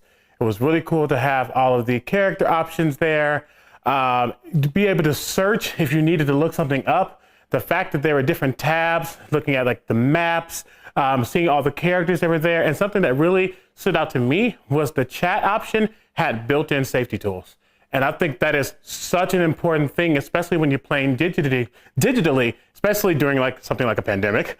You need to be able to have that access to each other to communicate, but also if there's a problem or you just want to check in, there was a way that they had that natively, and that's very important to me. Wastes of Chaos, the latest sourcebook from Kobold Press, gives you everything you need to create hard-hitting adventures in devastated lands far from civilization. From powerful new players options to ghastly villains and twisted locations. And with the Tales from the Wastes companion book, you'll get adventures uncovering the ruins of a world that was. Back Wastes of Chaos on Kickstarter today and bring full mental havoc to your campaign.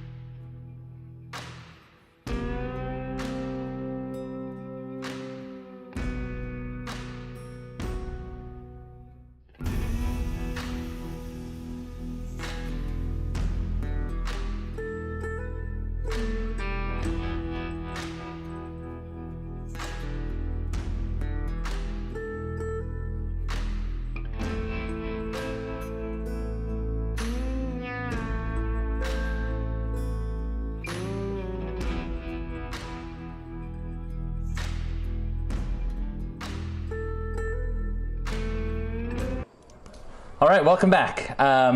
Where we left off, you folks were heading to the Spinning Coin. You three were heading over to Tent Town, and you were heading back in to speak to the sheriff. And as you walk in, he's still sitting down at the table, and he looks like he's now writing in some sort of ledger of some sort.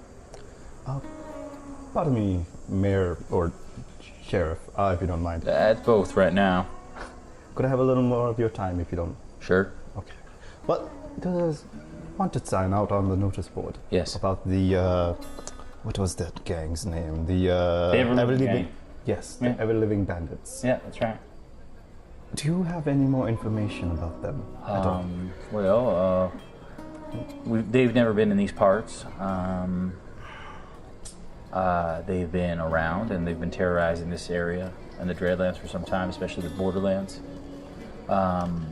They call them the Ever-Living Bandits because they believe they have multiple lives. Every time somebody thinks they killed them, they come back. Indeed.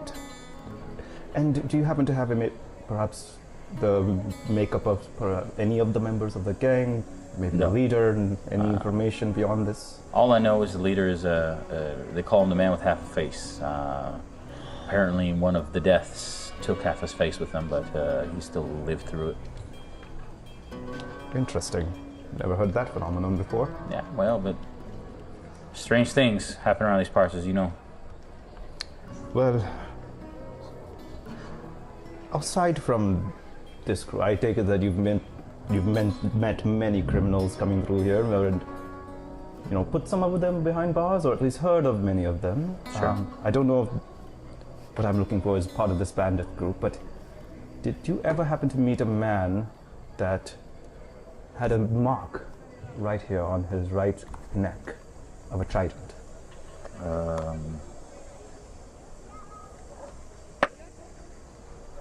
It doesn't seem to ring any bells. Understood. Thank you kindly. No, you're no problem.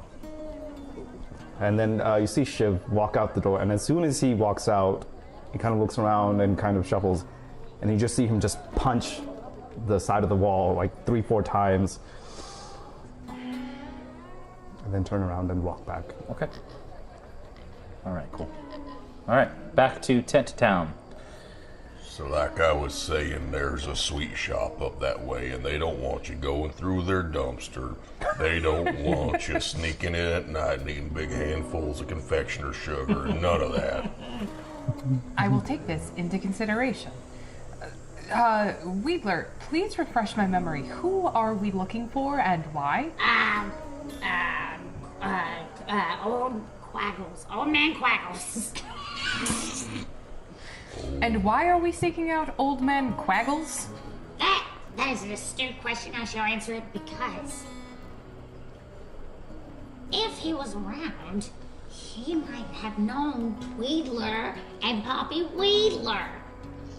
He might know more information about what they were doing, what they were seeking, and why his trail went cold here in Helsbank. This, and Nexus looks genuinely impressed, and she says, "This is excellent deduction." Sometimes, what I have purpose.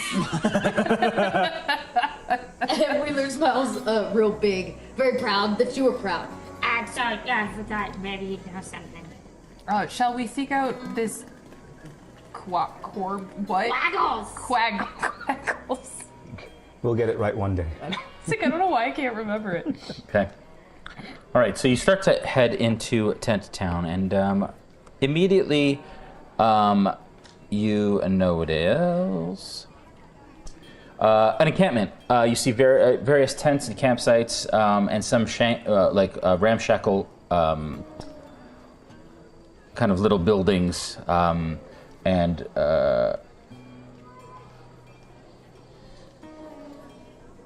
sorry, one sec. I'm with them. Yeah, and you actually walk through this area quite often. You're used to kind of coming around this way, and you've gained some friendship from the people in Tent Towns, and they kind of know you as the gentle giant that kind of lives in the area that they do, a little down on your luck and all the rest. So you see various tents and campsites. Potentially some visiting, so some more pristine tents, which look newer, some older ones, some that have looked lived in or built up around a tent, or again, debris which has been kind of created into some ramshackle huts and such. They have grouped together for safety in numbers, you imagine, and for not having enough coinage to stay within the town for whatever reason. As you kind of walk through, definitely the smell of like sweat and stale sort of people, grime, and old musty food definitely fills your nostrils. The one thing you do notice, though, is that the only kind of vegetation and slight desert grass that exists is along this area, along the lake. But almost immediately, like 50 to 60 feet past that, it's desert or barren kind of badlands, wasteland area. As you kind of walk through, there's a couple campfires that are in and about with people kind of sitting around and discussing and talking and carrying on. You hear a bit of music in the distance as well. It's actually kind of jovial for the most part. Just simple folk down on their luck. These people don't even throw rocks at you. They're pretty nice. Do you happen to know where the individual is who we are looking for? Nope. I know this kind of folk.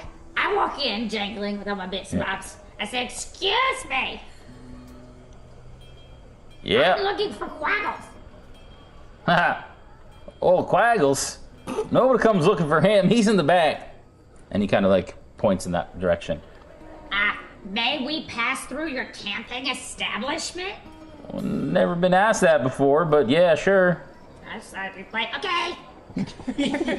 And as you go, actually a little child who's kind of like in like pants or breeches that are like frayed on the bottom, and kind of like runs by and slaps you kind of on the back of the leg and says, you're it, and kind of like runs off in between some tents. And I'll be right back. I'm it. There's a whole thing. Just take off. Okay. Aww. Cool. This tiny little child. Good. Okay, so I go to the back. Yeah.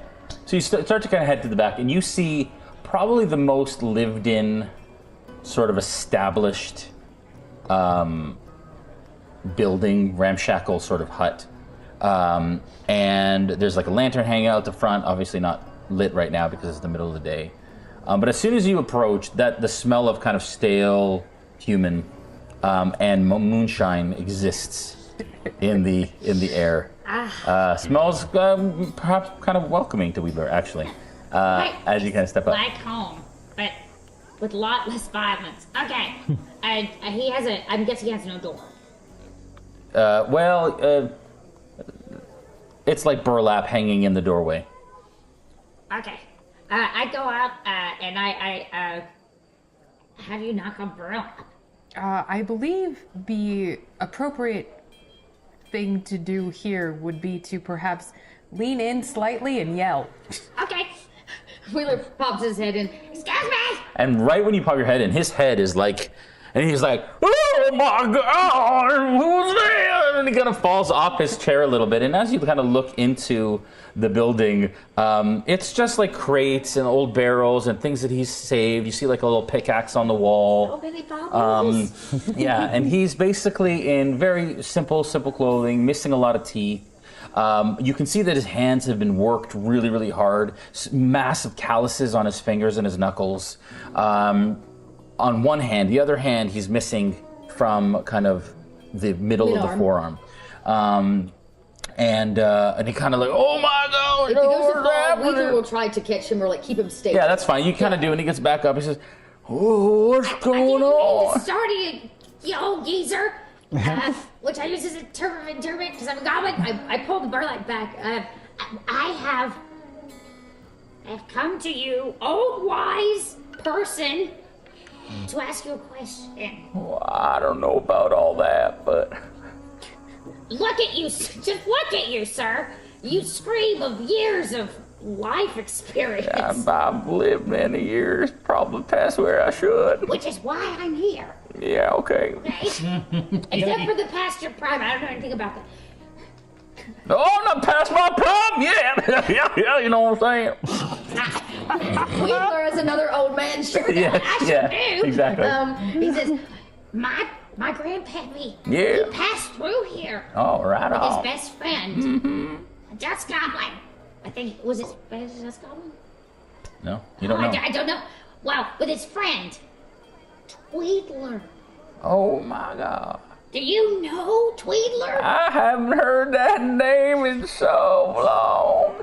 Please, I must know. Oh man, wait, let me remember. Yep, good old Tweedler. Haven't heard that name. What did he tweedle? Well, I got some stories for you for another day. Well, what about a map? Well, maps. Oh yeah, he used to talk a lot about maps, and he used to work the mine together, him and I. Wait. Fuck. Oh, Jesus. There's a mine? But yeah, well, the old mine just over there, over yonder. Oh my! Yeah, but it's clean now. I mean, we worked really hard until I lost this. What took it? The mine. I'm sorry to hear it, but it was a good sacrifice. Yeah, well, maybe. I'm still living in the hut. So not too I sure. thought it But was a rather humble abode. Well, it's- I like the way you stack those barrels. Oh, thanks. Really, Well, you know. yeah, spent all day yesterday doing that. Okay. Tweedler. Yeah, so I haven't heard that name in a long time. We were good friends. He used to go on and on about some treasure. Yes. Yeah. Treasure. What kind? What was it? What is it? What did he say? I don't know. I never listened. I was like, well, if you know about treasure, why are you living in the mine? Why are you working a mine here? Because the mine is the greatest treasure there is. Maybe, but I'm still living in a hut. Regardless of our different perspectives on living situations, what about his friend? Papa Wedler? He would just be Wedler. Yeah, he was really weird. It was like, I always wondered if it was like a, what do you call them? Like split personalities or something? Because he would talk about me just rule the T. It's like Wedler is Tweedler. I think he was going a little from all that time, so I don't know, but Wedler, I believe what he said was his friend who, sorry, sometimes the moonshine's a little stronger than you expect, you know what I'm saying? You get a little, sorry, a little too many potatoes. We call them taters. Tater. Yep. You also call them nanners? I don't know what you're talking about. I've been alive a long ass time. All right. Well, I mean, yeah. So Wheeler apparently was his friend, but he knew him before he came here, and then I never met this Wheeler. But Papa Wedler, he went missing here in this town. What happened to him? I don't know. I never met him. I'm telling you, I never met no Wheeler. I met a Tweedler, which I still think is the same person. Why do you keep saying that? Because that's what I think. Can I roll an insight to see? No, they're so. How do we know if they're the same person? Roll an insight check. Why would Papa Wedler be posing as Tweedler? Oh, okay, 14. You get the sense that he's telling the truth. Like this, he has nothing to hide. Okay. Yeah, I don't think he's lying to me. I want to know if it's true. He thinks it's true. Well, he probably thinks a lot of things. Yeah, absolutely. Okay. Nexus will, like, very awkwardly just, like, shove half her torso in this, like, very small tent. And say, I apologize for the intrusion. I am Nexus. If I may inquire, have you ever gone very far out west? First, welcome to my hut. It's nice to have y'all. This is the most people have had in a long time. I wish we could all fit, but we can't.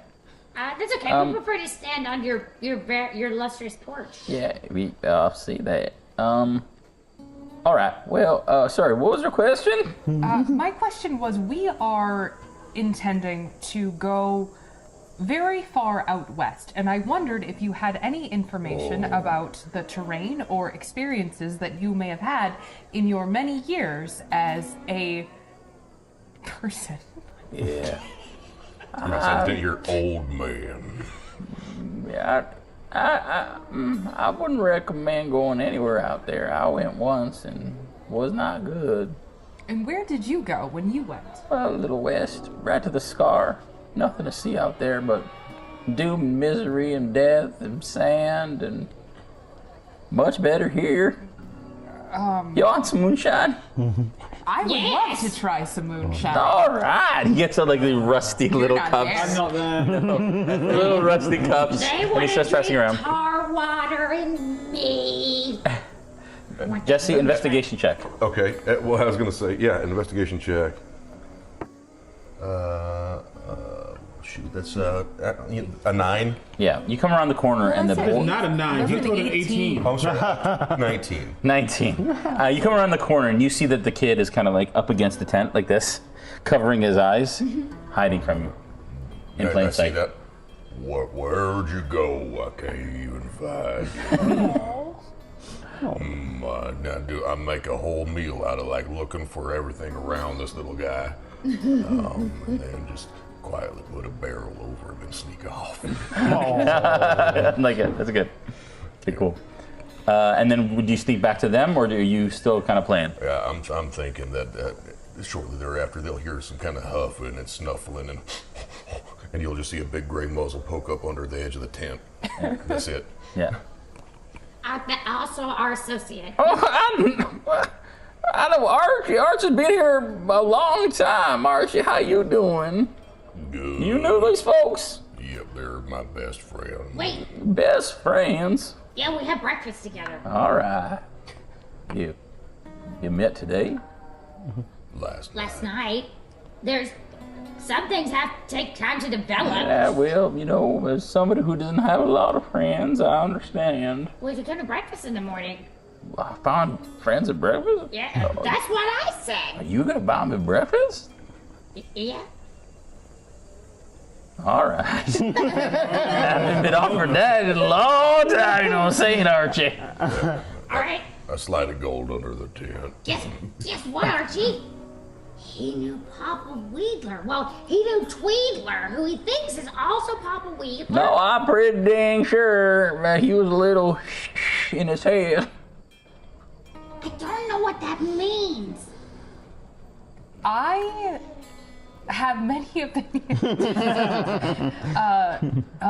Nexus will.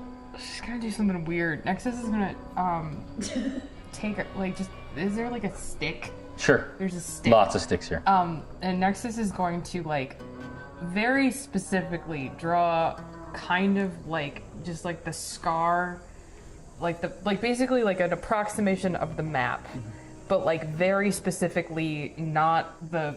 Do you have the map just so I can? Oh yeah. Yeah. Oh, Jesse's got it. But basically. I want to wipe that off a little bit. It is very wet.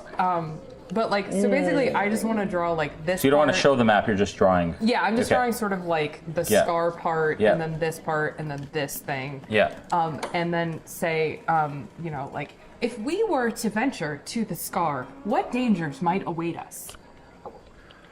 Well, I mean, like I said, I've only gone out there once. Who did you go with? A bunch of us who thought we would try our luck up there, maybe find some things. And, well, you know, we faced some creatures in the night and just turned around and came back. Okay. We only lasted like one night in camp. Not even. What kind of creatures? Your kind. Lizards. I saw it. Okay. Lizards. I love lizards. They're so tasty. You eat other lizards. Oh, I'm not a lizard. You're green. That's correct. Sorry. And no worries, it's not the first time I've been mistaken as a lizard. But that being, okay, where does the mine lead? With this mine? Not very far. It's collapsed in, but that's Archie's home now. Still, right, Archie? You still living there? It's all mine. Yeah, shit. You live in the mine? No, it's mine. But you live there? Yep, I live in mine. Can we visit? Oh yeah, we gotta go by there and see the babies. Is there more babies? Okay. Nexus will sort of like look at these two and like politely nod and say, I feel as though we have gained as much information as there is to gain here. Perhaps we may depart from our new friend and head towards your mine? No, it's mine. Oh no. Okay. It has been an absolute Dust Goblin pleasure to meet you. Well, my pleasure too. I hope you find old Tweedler. Well, he's not called Old Tweedler anymore. He now goes by Old Man Tweed, I think. What? Wait, I'm sorry. What? You didn't ask where he is. You just asked where he was. He disappeared. He never came back to the tribe. I'm so sorry. Are you saying that Tweedler is still alive? Yeah. And he is in a place where we could find him? Yeah, just he's about an hour east on the road. Hour east. This Northeast. I was about to say, that's in the water. I think you take, what do they call it now? Crossing Avenue North. Hey, he lives in a little homestead off the road. We're heading west. I believe we may have to change our plans significantly given this development. There's no Papa Wedler would not have just left us. Wait. Who are you looking for? Papa Wedler. You're saying if he's also Tweedler, then... Well, I don't know. I said Tweedler. I thought maybe it was Wedler. I didn't say Wedler was said Tweedler. that he was like maybe, partially, probably, for sure the same person. Yeah. Could you draw us a map of how to find Tweedler? And please make sure both the paper and the ink talk to It's her. very... It is a long story for another day. It's very simple. You just head up north. This way? Yep, crossing Avenue, just follow it for about an hour. You're gonna see a homestead out in the middle of the field. Saw some horses. Very nice up there. He's retired much nicer than I have. I don't know how.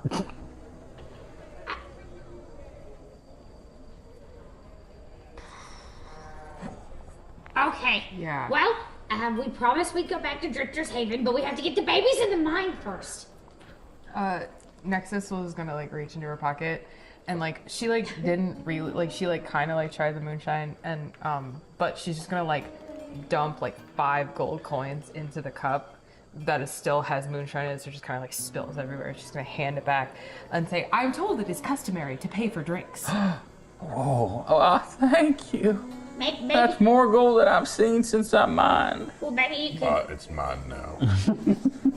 Oh you could dear. expand your homestead. Man, I'm gonna go stay in the inn. Forget this. Say hi to the mushroom guy. The mushroom guy? Just pull my nose out from under the side of the chair. Oh, can we go to mine, please? Here's mine. It's mine. All right. Oh boy. Should we meet That up just- with them other fellers first? It may.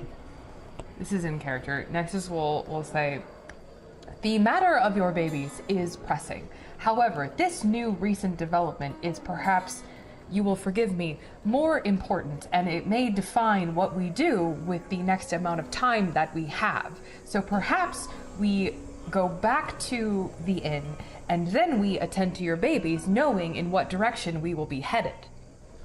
That sounds very complicated. I'm gonna just follow you. I trust you. We just gotta still go to the mines. Yes. It's mine. Your mines. Archie's mines. Yes. I want to see it. Nexus will just go, very good, and just start walking back to the inn. Just like, again, just like, nope, we're done here, let's go. I'll give you a tour. It's real nice. Okay, so Archie's mines. you're heading under back to new the inn. establishment. Okay, back to the spinning coin. As you approach the spinning coin, what you see is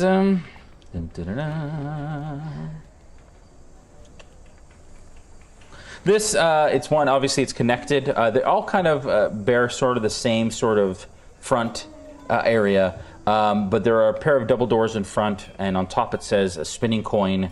It's obviously well taken care of. It generates, I'm sure, a lot of income for the town.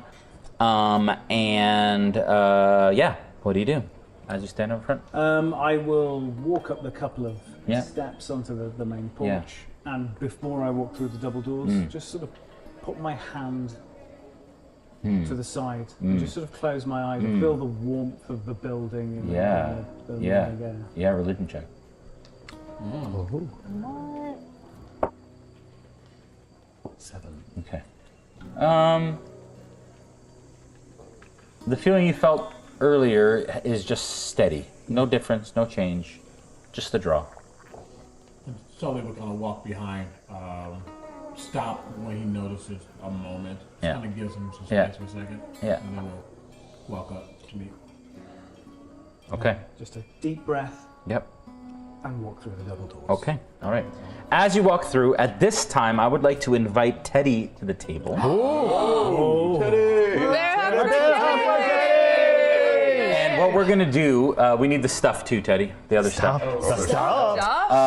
And what we're gonna do is, Dot, you're gonna take your mic off. You're gonna give it to Teddy, and then we're gonna squish Dot in the middle of y'all two. Okay. All right. Okay. As much as you I'm can. gonna give Teddy some space, but I'm taking this with me. It's gonna get comfy. You want to bring your pillow with you? Or actually, no. You can sit on my pillow. What? We can share. Bear hugs for Teddy! If I can have a hand of layout. Yeah. Oh my god! Oh my god. No. No. I changed my mind. I want to go to the casino. Missed opportunity. I've changed my mind. We're going to go back to the 7. You good? I'm in. Okay. You got it? Everything good? Okay. It's tight, but it's. I'm just gonna we make it work. We make it work. a minute. We're mostly all tiny. Yeah. With the big man over there. You I love it.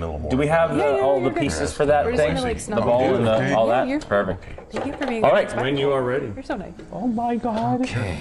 You're I am so happy right now. What, if I may, one moment. Mike, good? Yeah. I want to make sure you can hear. Oh yeah, he'll be good. All right, the double doors swing open to a large 60 by 70 foot room with round and long rectangular tables throughout the room and dealers of various shapes and sizes handling patrons betting on the various games. A small U-shaped counter with 3 people dressed in evening wear looking around the room, counting money and writing down notes. A constant hum grows and wanes as a winner hits it big or a loser gets bad luck. A red-bearded halfling with a black cane can be seen milling about, talking to people and whispering into some of the dealer's ears. In the corner is a small raised stage with 3 platforms playing an upbeat. 3 performers playing an upbeat melody. 5 large crystal chandeliers hang from the ceiling, lighting up the room with a warm orange glow. Although you do not see any flame. The floor is covered in dark green carpet with a symmetrical pattern throughout its entirety. A single wooden door with a gold handle in the middle of the south wall is flanked on either side by large, well-dressed half-orcs, it appears. And 2 double swing doors seem to lead into another establishment, sorry. All right. What do you do as you enter? And you can, as soon as you get in, it's boisterous and there's this feeling, and you feel elated. You're like, chance. What do you do?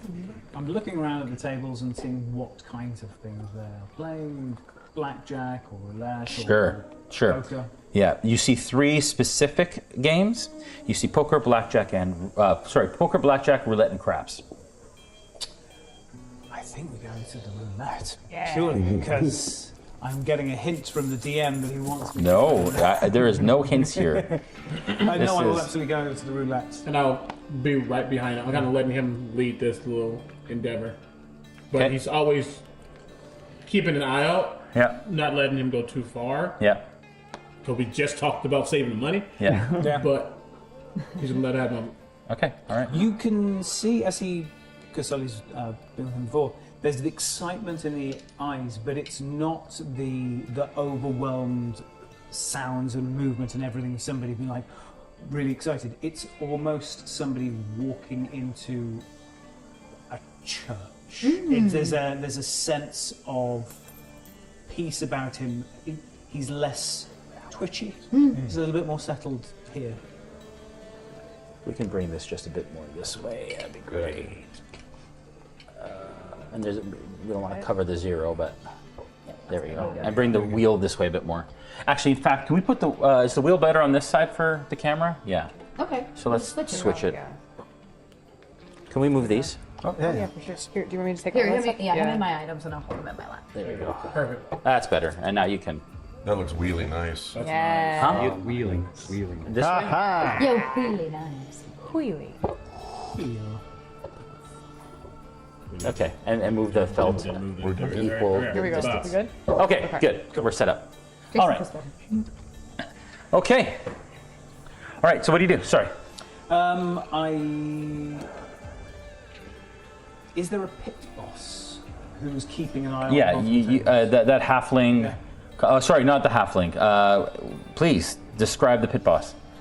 Pit boss is described to be the following. He wears a nice, easy gold vest, white shirt, black tie, brown hat, and has cards in his hand as he's shuffling them constantly as he's looking over all the tables.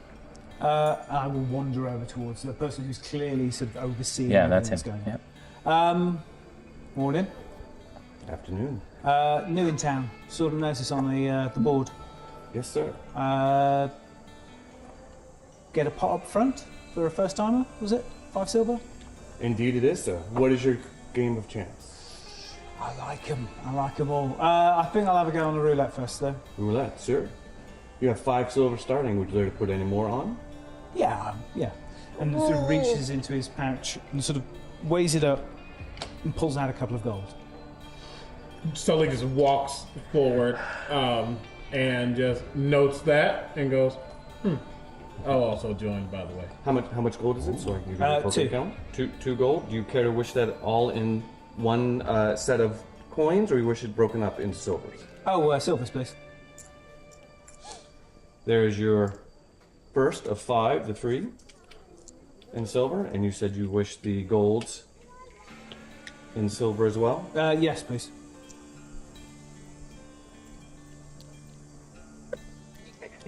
Is your friend playing as well, or just yourself? No. You put your hand in your pocket? I mean, you could stand behind me and I'll wish just me do, luck. as a newcomer, I'll just do the free 5. The free 5? Yes, sir. Absolutely. Are you all familiar with the game of roulette, or should I go over the rules for you? Can you just go over them again, because I have noticed that, let's just say there's a bit of variation from town to town. Certainly, sir. So the game is laid out on a green felt board. The board is divided into various numbers, as also you will see there are some various words, odds, evens. You have 1 through 18 and 19 through 36, as well as a black and a red square. The black and the red square allow you to bet on those colors on the wheel. If you notice, the wheel has numbers in various shapes and sizes randomized across the wheel. As you can see, there are blacks and reds and 2 greens. This adds the flavor of odds and chance. You may bet. Minimum is 1 silver per square. You place them on the square you wish to bet on, red or black, odd or even numbers, or a segment of numbers. There are also numbers lined in the center. The numbers in the center pay 2 to 1. All the boxes on the outside pay 1 to 1.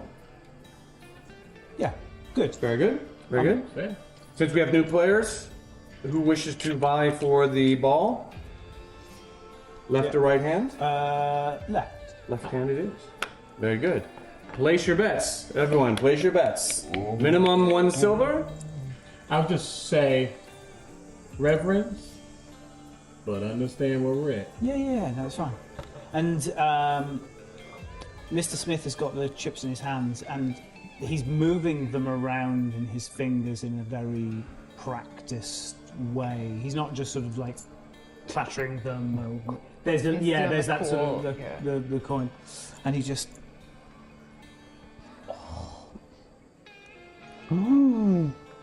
All bets final. All bets final. Let's go. I'm so nervous. Wheel is in play. Wheel is in play. Clear the wheel. We have 2 black winners on here. Next time, better what next time? Better what's next time? We have 2 to 1 odds on there, 1 through 18. Very good, sir. And as it lands, and Mr. Smith realizes that like almost nothing's paid out. He just raises his eyes and just goes, "Really?" And there's just kind of a chill smile upon Sully's face. Sully knows that sometimes you got to get in with those who are a little unsavory, for lack of a better word. So he's been around from time to time. Notice that all of his chips won. Oh shit! Bet again, sirs. And just to be clear, so you're actually playing with gold, silver, and coppers, like physically. Yes. And he's just giving you, or are they doing chips? They're doing chips. You want on to the do chips? board. Okay, cool. Like in game, they're using chips, chips. yep. Okay. This is for pretend, and I'm nervous. It's not for pretend. This is. Good, sir. All bets in. All bets in. All bets are in. So Last stressed out. call. Wheels in play. Ball is in play. Ball has settled on 29 black. 29 black. We have winners. 29 black. One there, sir. One there, sir. Unfortunately, even. Better next time. 29 black. You get one as well, sir. And reds go away. I apologize for that. Perhaps next time. There you go. You having a good time over there? Yeah, I mean, yeah.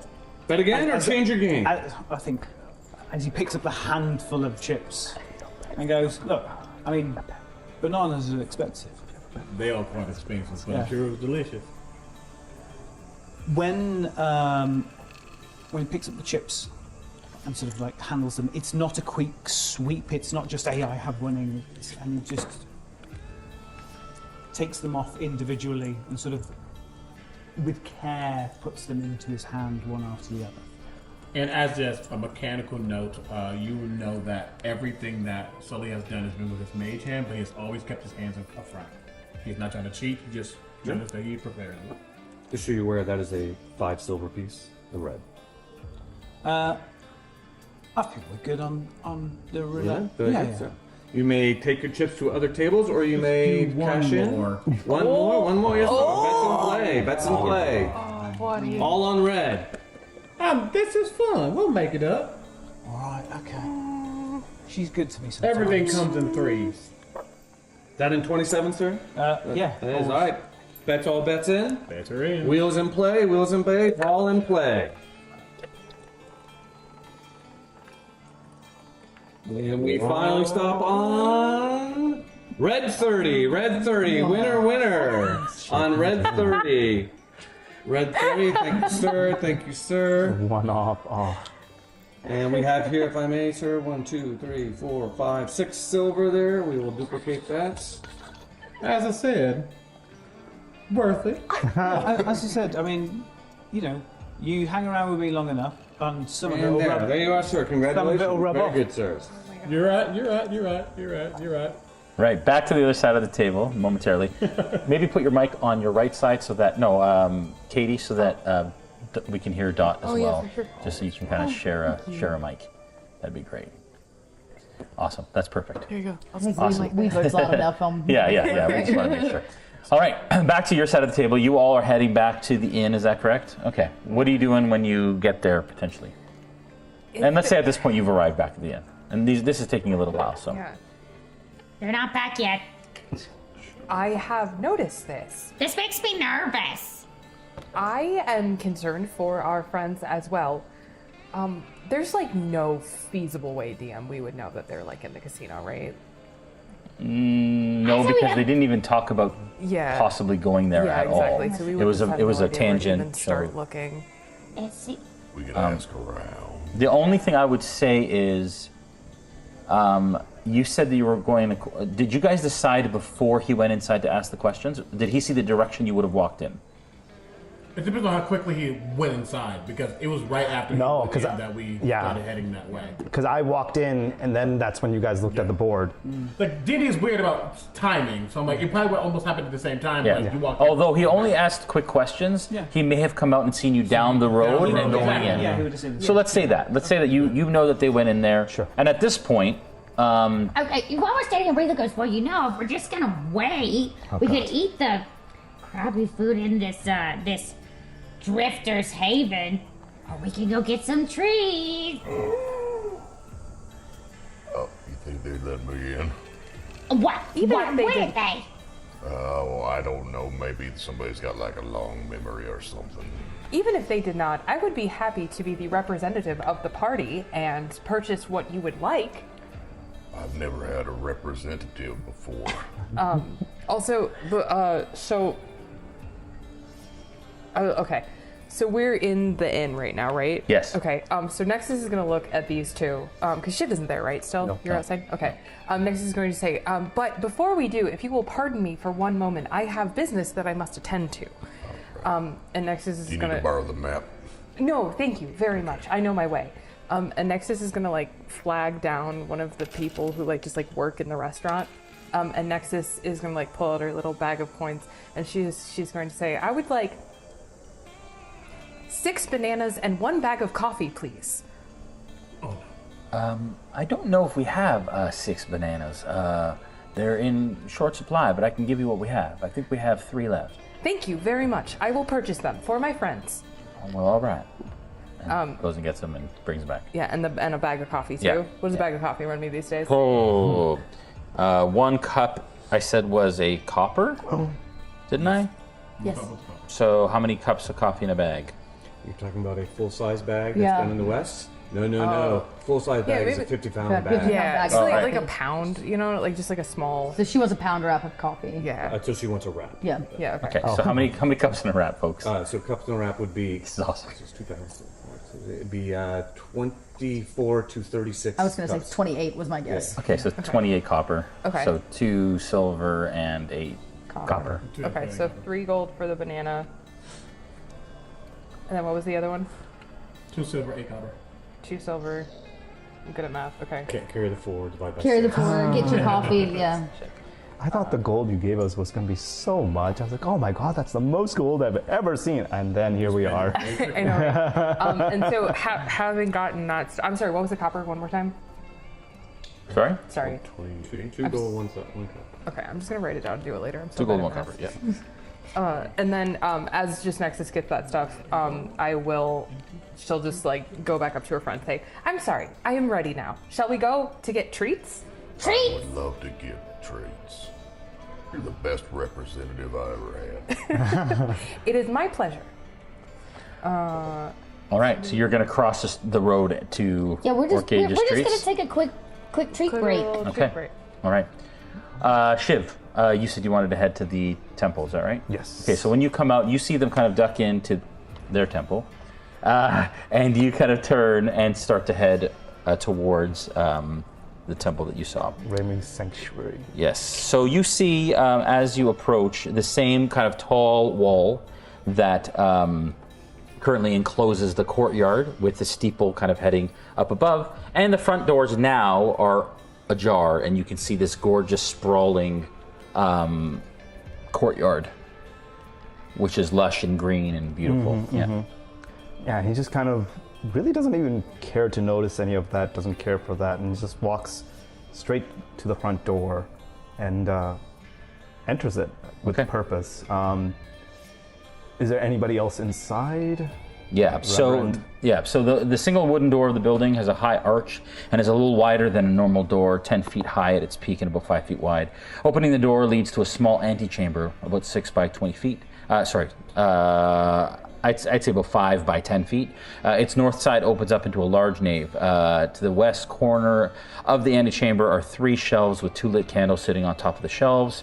To the east corner of the antechamber is a basin on a carved wood pedestal with clean water and a small table with a lockbox that has a little slit on the top, obviously, for donations, or like a collection box.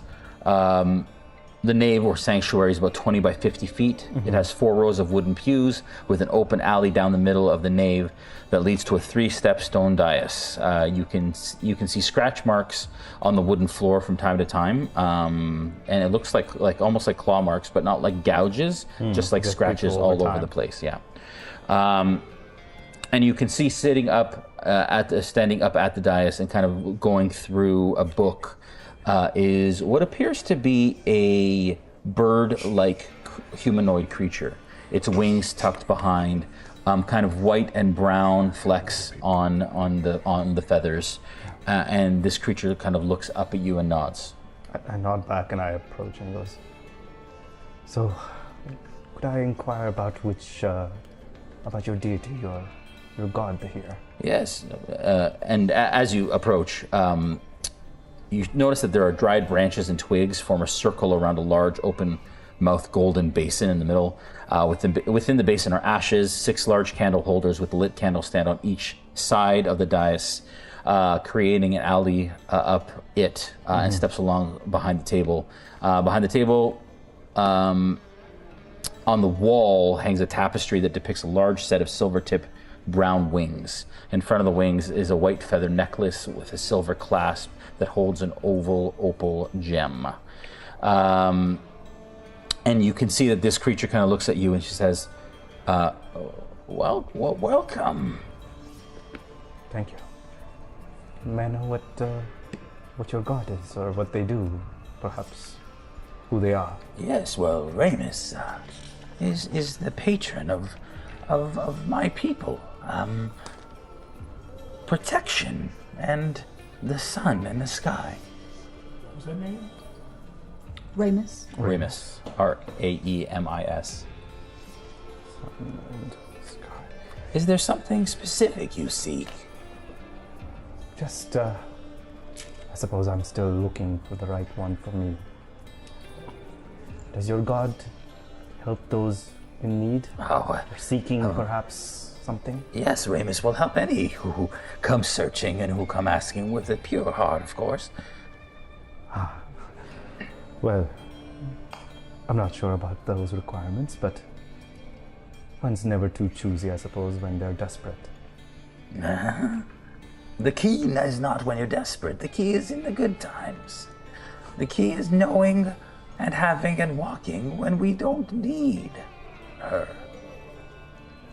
Well, then perhaps she's not the one for me. But would you mind if I still sat down and gave my luck a chance? Yes, of course. Ramus works in mysterious ways. Please, would you like a blessing? I've had far too many and none seem to have worked out, but sure, why not? All right. One more won't hurt. What type of blessing are you looking for? I can give you a blessing for a small donation, of course. Of course. And I go ahead and toss in a silver into the donation box. And it kind of rolls around. You both watch it roll around really awkwardly, and then it kind of rolls around and it sounds just, I'm sorry, but that service is a little bit more taxing on my abilities than a silver, perhaps. But I can say a prayer with you if you prefer for a silver. Well, I don't know if the contents of my prayer would be very kind to your ears, Reverend, but your prayers are your own. It's between you and her. Very well. And then he kind of gets on his one knee, and you just see him sit down, and he goes, "Don't really have much faith in what you can do." Yeah, and you're saying this out loud? Under a whisper. I don't know if she would be able to hear, but I guess it was. Each one of you seems to be the same, but perhaps you may be a bit different. I don't know. I just know that I don't really know where else I can turn. However, you find me what I seek. You find me my mark. Perhaps from your wings you can see from up there much better than any other gods I've ever prayed for, and their falsehoods. But if you can do this for me, and you find what I seek, I pull out a bag full of coins and I say, all of this, everything I've collected in my lifetime, all that is yours. And you say that to the priest, or you say I'm looking that? at the deity, the idol. Okay. And when I say what I seek, not just fine, but if I can accomplish that purpose, well, I'm yours. However you want. Percentile die. go. Is this a roll you want on the Forge gaming mat? Yeah, it sure is. Can we see that? I don't think we can see that on this end. Do we want? Roll it. Yeah, we'll throw it. There we go. Okay. Do you want to? Was it a use D? Oh yeah, there we go. Yeah, both your D10s. And then D10. Is that a D10? Yeah, you got it. Exactly. Okay. Yeah. Oh, no, there's nothing in there. 89. Okay. You don't feel anything. You don't hear anything. It's pleasant in here, and the stained glass, brings rays across, but nothing of note. Or you don't feel anything necessarily. You just see him look up, and there's this initial.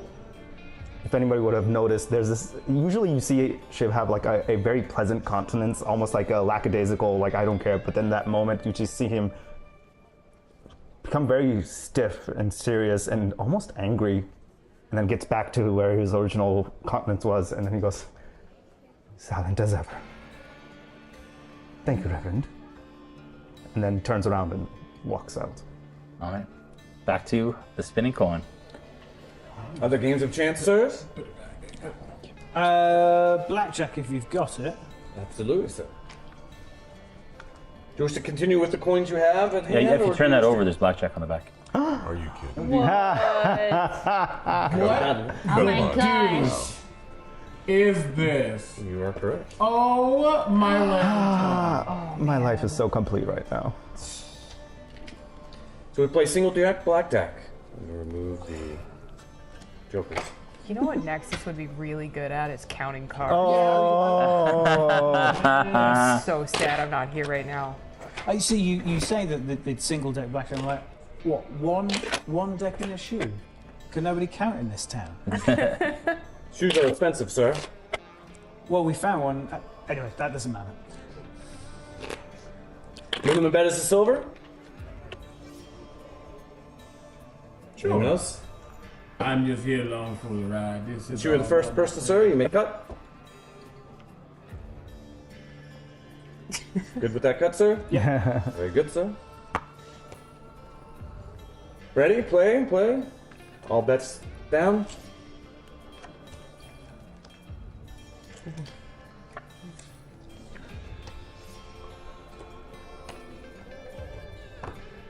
Five ace, sir. Hit or stay? I mean, what are you doing to me? Hit. Very good, sir. 16, sir. Oh, okay. We'll stay. Stay. Sir? 14? Why not? Hit. 18, sir. Another hit? There's actually a moment when the 18 comes up that eye flashes again. I'll stay. Very good, sir. Dealer has showing 14, must continue to hit. 18, stays on 18. Push. Loss. Bet again, sir? Yeah. Why not? Very good, sir. Same. Riding. Same. Excellent. All bets in. Amazing. There we go. As this plays, as well as just sort of looking at the cards, Mr. Smith is gauging the competency and professionalism of the dealer. Yeah, fair enough. Yeah, very professional. Very. Bear hospitality. It's Bart, sir. Bart, sir. That doesn't have Or the the same spinning ring. coin. Hit. Thanks. Hit, sir? Yes, sir. Oh, I'm sorry, sir. Today's not. Sir, 16. What would you wish to do, sir?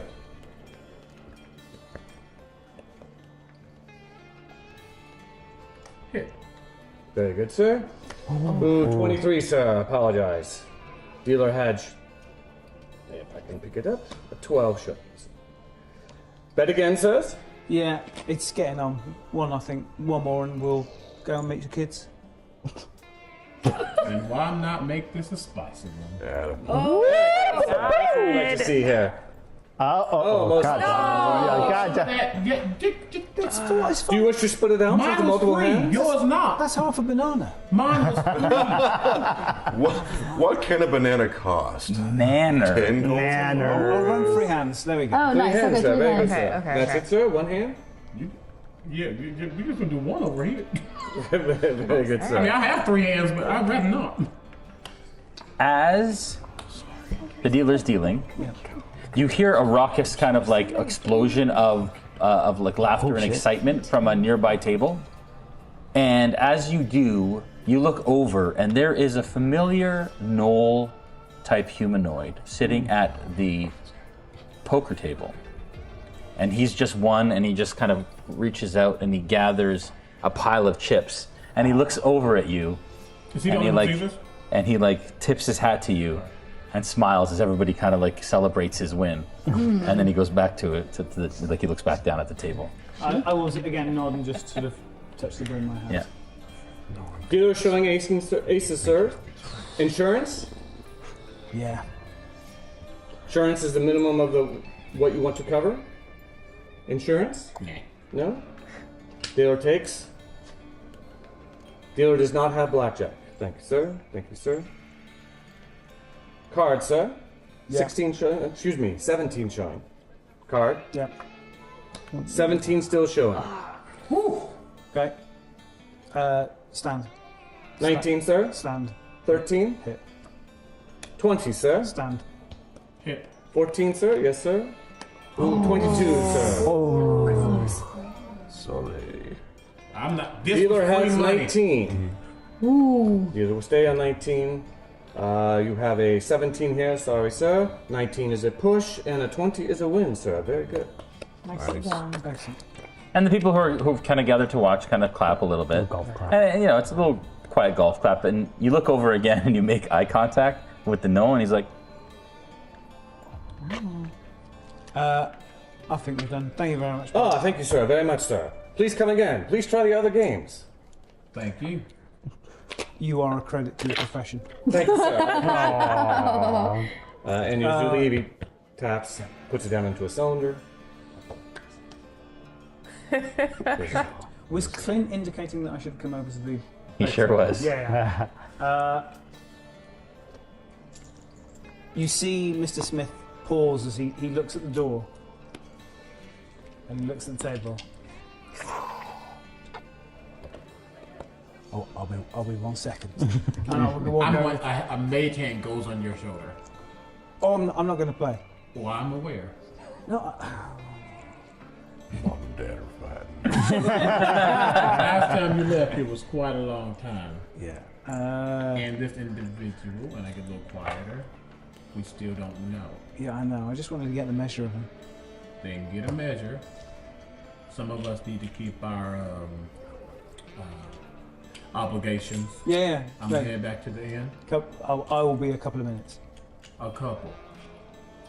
I will be about 2 minutes. That's enough for at least 4 hands. I will like playfully pat his cheek with the mage hand, and I will head out. And I'll begin, but as I walk out, like my mage hand is just like dropping the coins in my hand, like this was all free, and he had to struggle. All right. Back to you folks. You step out in front of a building, which is a small wooden 10 by 15 single white door with inlaid glass starting from the middle of the door all the way up. Its roof is a single slant type that slopes downward, and there's a sign that says Orc Aegis Treats. Through the window, there's a display window, and through it you can see all kinds of pastries, cakes, breads, and various trivets and stands. So what now? Nexus. So Nexus will look at her friends and she'll say, "All right, shall I go inside and make some selections?"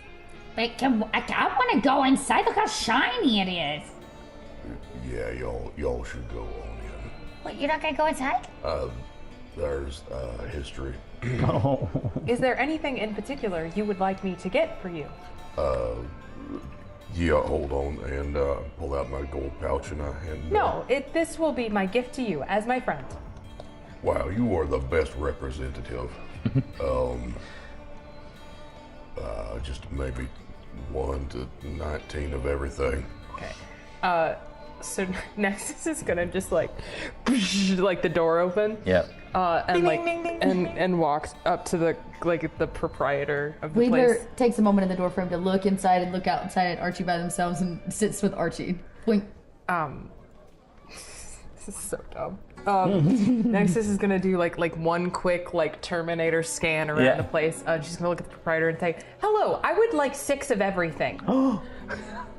And at that moment, so behind the counter, as you step in, you see such sweet, delicious smells hit your senses. You are, I'm going to say overwhelmed, but depends on how you feel, by the smells of sweet cakes and heavenly smell of fresh bread. As you enter the building, you see a glass case to the east, with a 15-foot wide open space in the east wall leading into a large kitchen area, which obviously is where they prepare all of the goods that you see. The glass case is filled with rows and rows of scones, biscuits, breads, cupcakes, brownies, cookies, and pies.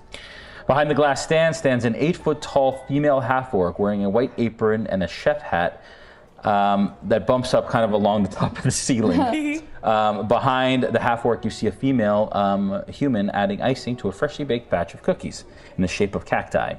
Around them are ovens, cooling racks, and baskets full of various types of bread. A brown door centered on the north wall leads out from this space. Yeah, Nexus will just walk up and she's really like convinced that she needs to bring back 1 of everything for everybody in the group. And so she's gonna just go back up to the counter and say, "Hello, I am Nexus. I would like 6 of everything, please." Hello. Welcome.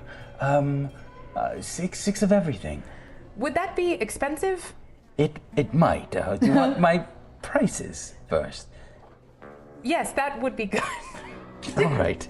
Well, let's see. It's a long list. Oh my God. As you imagine. Perhaps I do need to meet my friends again, but I wish to surprise them with some of your goods. Perhaps it may be more advantageous of time for you to give me your recommendation, and she'll just like, I'm gonna say like, Leroy, 5, like just reaches in her pocket like 5 gold and say, as much as this will get me for my friends. Oh, well, absolutely, right away. Just so we know, just so you know, bread is around, I'm just going to wide range it here. Bread is around 5 copper per type. Okay. Rolls, baguettes, all that kind of stuff. Desserts are around a silver, so those are like strudels, danishes, things like that. And then there are special things that they have. A full cake is about 10 silver. 5 gold. And so you have a lot here. And then there are a bunch of specials. And you see like there's a little kind of board that says bullet cookies, good luck cookies, sturge cakes, desert buns, sugar dumplings, dragon donuts, and bark skin biscuits. Get the cookies. So we're just gonna say you get just a bunch, a smattering of all kinds of. And then cornucopia. Yeah, a cornucopia, as it were. And then as that's baked goods. happening, Nexus will be like, "Do you have any bananas?" No. Bananas are hard to come. Bananas are hard to come by around these parts. Bananas. Cool. And so Nexus will sort of just like take like just bags and boxes, I'm assuming, just like just a stupid amount of stuff. Yeah. And just sort of like elbow it through the door and then come back out to like Archie and just be like, "Do you think that this is enough?" And Archie's eyes just get bigger than you've ever seen, even the one that's a little bit squinty. Oh, that's yeah, it might be enough. And Wedler, is this enough for you? I just a cookie, please. And then Nexus will be good, and just go back into the like inn hotel thing, just back across the street, and just put it all down. What if we just sit here and eat it? Because I really want that cookie. And I like reach in and start. As long as we save like one for everybody else, I think it'd be all right. Yeah, we'll put this one. Yeah, if and we that sit one. outside in the street with this massive pile There's of no way we sweets, make it across the street is with all there these a sweets. chance that they're gonna see us when they come back? Possible. Okay. Although you're all the way down. I think the Orchard Edge of Streets is right there. Yeah, and if you we're, guys are all the way up here Yeah. at the spinning coin. Yeah. There. Yes, if we're But they are going to come back to the. Eventually. Eventually. Yeah. You'll find each other. What do you want to do when you leave the temple? Oh, I think I make it back to the inn. To the inn. Okay. So as you start to walk around, I'm going to say that you all meet Okay. in the street. Whoa, What do you do? I look at it like, someone's been on a spree. Sugar! Oh Sugar!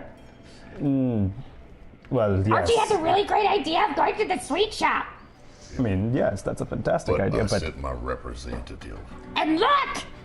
you have a representative. I am the representative. You? Oh, well, look at you, a business person already. Moving up in society. I'm proud of you, buddy. Thank you very much. And I'm you, proud of you. Oh, well, I haven't done much yet, but Would you like a cookie? Or a cake, or a pie, or a scone, or some bread, or some donuts. And something called or a croissant.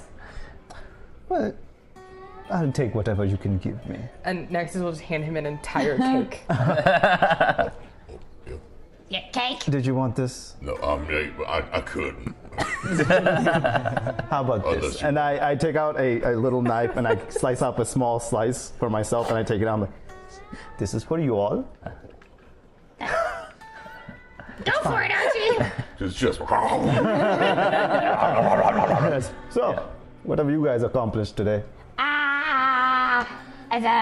Sweets. We went down and we saw the cemetery, and there's a hole and a scary man, and we saw Quaggles, who lives in a fantastic little abode, and he told us that Tweedler may still be alive.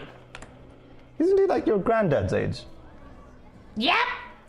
Well, good on him. What? I mean, in the sense of like living this What long. you got from the fact Tweedler's alive? The goblin who brought a pen and ink, or no, paper and ink alive? I mean, I'm sure You're that means... complimenting his old age? Would you like a cookie? I have my slice, thank you, but I'm perhaps have a late. cookie there, really. I got pink frosting in my fur. Oh, buddy. Yeah. It's just like We just everywhere. had a wash. Just sprinkles in your hair. Yeah. How about this? You tell me what was so fascinating about him being alive still. Because he and Papa Wedler were supposed to be dead. Right, and hence why my compliment of his old age. But no, it's important because he knows what. Right. Treasure on the map. He knows. Fantastic. Well then, that's a good clue. Did you know which direction or how or where? North. I mean, north. Yeah. Just the entire direction of north. North out of town on Crossing Junction, Crossing Avenue. Fantastic. Oh, that's okay. That's a close one. Nice, nice, very nice, very nice. How about you? Oh, well, it was quite boring actually. We just went and talked to the law enforcement. Really didn't learn much. Oh, actually, no, we did. I lied. Turns out the mayor's dead. Yeah, we saw his grave. It's empty. And you didn't choose. That wasn't part of the. I did see like the important part of the story. Right. Not when they're Clearly, we have different. Tweedler. Clearly, we have different priorities here. Okay. All right. Fantastic. Well, turns out the empty grave is of the body of the old mayor who died over there. And yes, well, he's now alive, or not quite alive, just walking around. And also turns out to be the friend of the current sheriff and mayor, which seems like an abuse of power to me. Wait. I'm having a thought. The sheriff is now the mayor? Yes. Why didn't they pick a new mayor? Oh, I don't know. I mean, I'm not quite familiar with the ways of this town. I bet you know politics. I am aware of many regional politics and traditions, but in many small towns, people wear, if you will, many hats. Like the Mushroom Man. Oh, yes. Makes sense. Where did he die? Did we ever learn where exactly he died? I remember him saying he died. Oh, I believe do you remember the shop? The shop. You remember the old burnt down building that was on the way here into town? I'm into town, yeah. Did you happen to come across? Okay, well then, yes, that's where he died. It seems like Burned in the house? Well, I don't know if he burnt the house down, but it seems that some other person was at foul there. Wait, you talked to the sheriff and told him that there might possibly be an undead walking around town? Yes. What did he say? Apparently he already knew that something like that might happen and had someone else on the case. Or no, he had someone on the case on who the murderer might have been. He might not have quite known about the undead, but he didn't seem particularly, phased, especially considering that was his friend. I think if I had a higher intelligence, I'd be suspicious, but I say instead, that's not really why we're here. It sounds like their problem. If he's got somebody on it, then we should really just stay focused on going in the mine, getting the babies, It's mine. finding the treasure. Mine yeah. The mine is mine? No, it's mine. It's his. It's yours. The mine is yours. No, it's mine. It's mine. Back to the spinning coin. This is madness. I love it. Great. All right. Well, I've left. You left out the door. Yeah, I left. Okay. I'm heading back towards the end, so. Yeah. See this mess. All I want to do is wander over towards the crowd of people who are watching the poker Sure. game and stand with them. I don't want to go up to the table, don't want to... It's clear I'm not playing, but I'm observing. Yeah. But also, I'm standing in a position where I can see the knoll, as opposed to standing behind him so I can see what he's playing. Okay.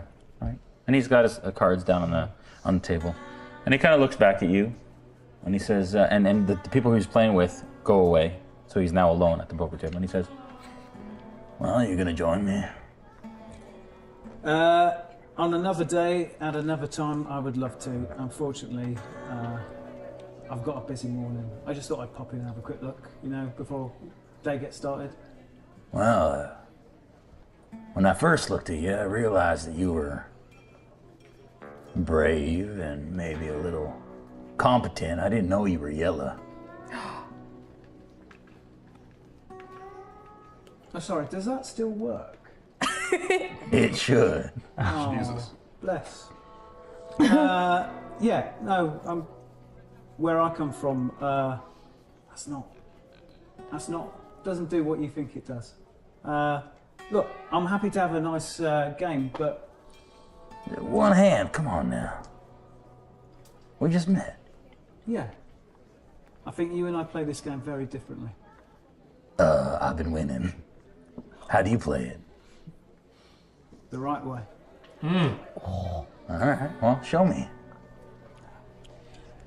And because I haven't yet cashed out. Mm-hmm. I tell you what, and I chuck a couple of silver chips on the Yeah. table. I'll spot you next hand. Oh, you don't need to spot me. And he kind of comes down to his pouch and it jingles, and the weight of the jingle in there. So I'm doing all right. But dealer, Yes, deal sir. it up. That'll be his ante. Very good, sir. We're playing. Yes, sir. I was going to say, what game are you dealing? 7 card stud. Jokers are what? I ain't got time for that. 2 down. Come on 3 now. up. Last You don't one want to down. throw away your... It's the thrumming I have. Yeah, you do. I'm like... And you realize you haven't been all that lucky yet. No. And so the draw that you had coming here has not yet. Entrapment, and you know. You know. I'm just saying. This is entrapment. Continue. And He has just full the control. The tingles and the Full thing there, control. Like, I'm sure I'll be fine. And I'll pull up a chair. Yeah, buddy. Good. New player, new player, new player. Do you need, as a new player, do you need cards to help you understand how to play the game or hands? Anyone else interested in understanding the rankings? Oh. I mean, Thanks. Oh, fancy. Now we can follow Yes. along at I got home. I don't need to try. I didn't think so, but Yeah. can't hurt that. Silver's minimum bet. I see we've got the ante already in, as already doubling the ante. Very good. Can we move that stuff just over a little bit, just so I can see what's going on here? And I'm going to stand a little bit to deal, Please. just so Yeah. I can reach you. Yeah, yeah. So a total of two players. Yep. Correct. 2 players. At this point, what do you all do? You're having a conversation. I think where do you plan to head? What's that? That's what I want to play poker. This is fair. I mean, sweets. Yeah, I mean, I think we're solidly waiting for for yeah. friends to come back. She's not particularly interested. Well, in Hilly it. deals. Yeah. So where do you all want to head? Has Nexus been actually eating anything? Like little bits, like. I would say during that conversation, you come around the corner and you see them. Yeah. Yeah. I think I just come around, and I think I'm heading towards the end, and I just pause, take that very slow turn, see 4 individuals sitting on the ground, maybe. Yeah. I'm standing up. Standing eating, exactly, just eating cake. Well, there's on like, the streets. Sully, guess what? Sheriff. Sheriff, Sully, guess what? Yes. We found a treat. Frosted. And Tweedler's alive! These are 2 different moments that are now combined. I'm happy you found treats. I hope that wasn't too expensive. Cookie. Cake, scone. No, thank you. This one's a croissant. I appreciate it. Thank you. Well, Come on, Sheriff. Have at least one thing. I don't have much of an appetite. But thank Fair you. enough. And then Nexus will say, and the JJ is for Jenkins Johnson, who is the old mayor. There is a statue of him in the graveyard. He is not in the graveyard anymore, but his statue is. Yes. We spoke and I nodded Indeed. to Shiv. I told spoke them. to the Oh! Shiv. And I found the bauble! I pull out the strip of fabric. Where is Mr. Smith? Can I see that? Mr. Smith is currently, he said about 2 minutes behind me. Sure, I'll see him any second now. It takes me about 2 minutes to walk over here, and I turn around, notice no one's there. So is he in trouble? No, he's not in Okay. trouble. Is it possible that he is in trouble? It's not. You said he was right behind you, and now he is not. It is possible that he is in danger. There is Should we a- go after him? Concept called trust. Ah. Indeed. Oh yeah, we're working on that. That's a new vocabulary term. No, it's fine. No, enjoy the snacks, and I will mage hand one of the croissants. More than anything, to convince them that I'm staying with the group, and I'll pick it apart, but I'll keep looking back. While I wait, I look to the sheriff and say, what did you think about the poster on the wall? That seems like, forgot to tell you, there's a wanted poster for a group of bandits. Perhaps if y'all are interested and we walk around. What group of bandits? Who wants bandits? Well, anybody who wants 500 coin. 500 coin? Indeed. Seems like a big sum. Who are they? They are the... What are they called again? They are the ever-living bandits. Strange name, I mean... Do I know the ever-living bandits as, I don't know, say being a goblin? Yeah, I'd say that everybody's heard of the Ever-Living Bandits. Not the ever-living bandits! Quite. Those ones right there, yes. But I feel like if we are going out west and if we happen to come across any of them... Okay. You don't just stumble across the ever-living bandits. No, how do you know? From Wasteland, Scotland. Indeed. Well, either way, I figured that our group could be a bit more vigilant out there if they're operating in these parts. And perhaps... Aren't they led by Half-Face? That's what I've heard. I don't know who that is. Scary. He's scary. Well. He has half of a face. All right, back to the spinning. I'm gonna rotate this so we can do the cards. Just make sure that he can still see because he said that. I'm just gonna do it. Yeah. Oh, yeah. Yeah. And then let me know what bets you want to play, and I'll put them for you. Okay. And it's your bet. So lead is to the Queen of Hearts. Queen may bet or check. Check. Check. Cards being played. Ooh. Queen of Hearts, Jack of Hearts. Starting of a suit trace. Bets. 5 silver. 5 silver. 5 silver. And I'm not really looking at the cards, and I'm trying to get the measure of Clint. Yeah. Insight. Check.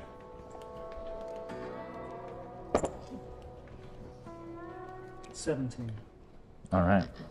With the 17, there's a confidence that comes with this. Like he's already won this hand. Yeah.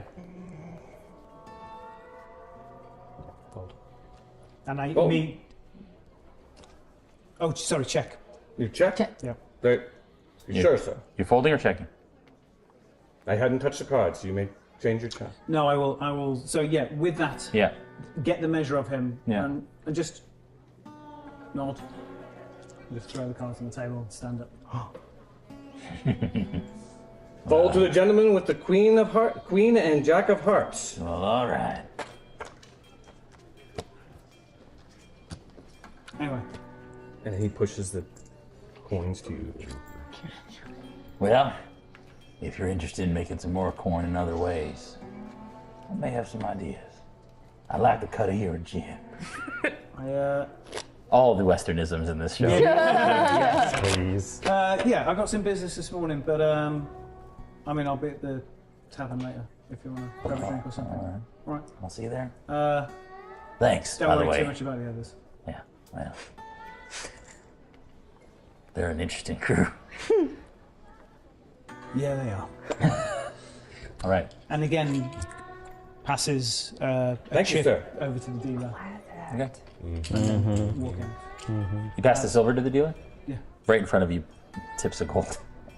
Oh, thank you, sir. Have a good night, sir. And so I walk. I go and cash out. Okay.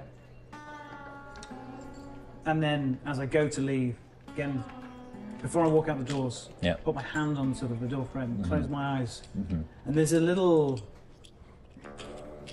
sadness in him. Mm. And then just move out into the street. Percentile check. On the that. Oh. It's already happened. Oh. 26. Okay. Nothing. Out of the ordinary. All right. As you leave out the door, you all, if we can just move the map real quick. Place all of you where you are. So you were all outside of the treat shop. Mm-hmm. Sully joined you there, and you are all kind of there. As you all, as you kind of hit this corner here, you and you all see him come around the corner, slightly. Right from around the corner in the blacksmith shop, you hear the clop of horse hooves, multiples, and a group comes into the clearing just past the blacksmith and stops in front of the town hall. And you hear, Mayor Jenkins, we're looking for you. And that's where we're gonna end the session for this evening. No, thank you.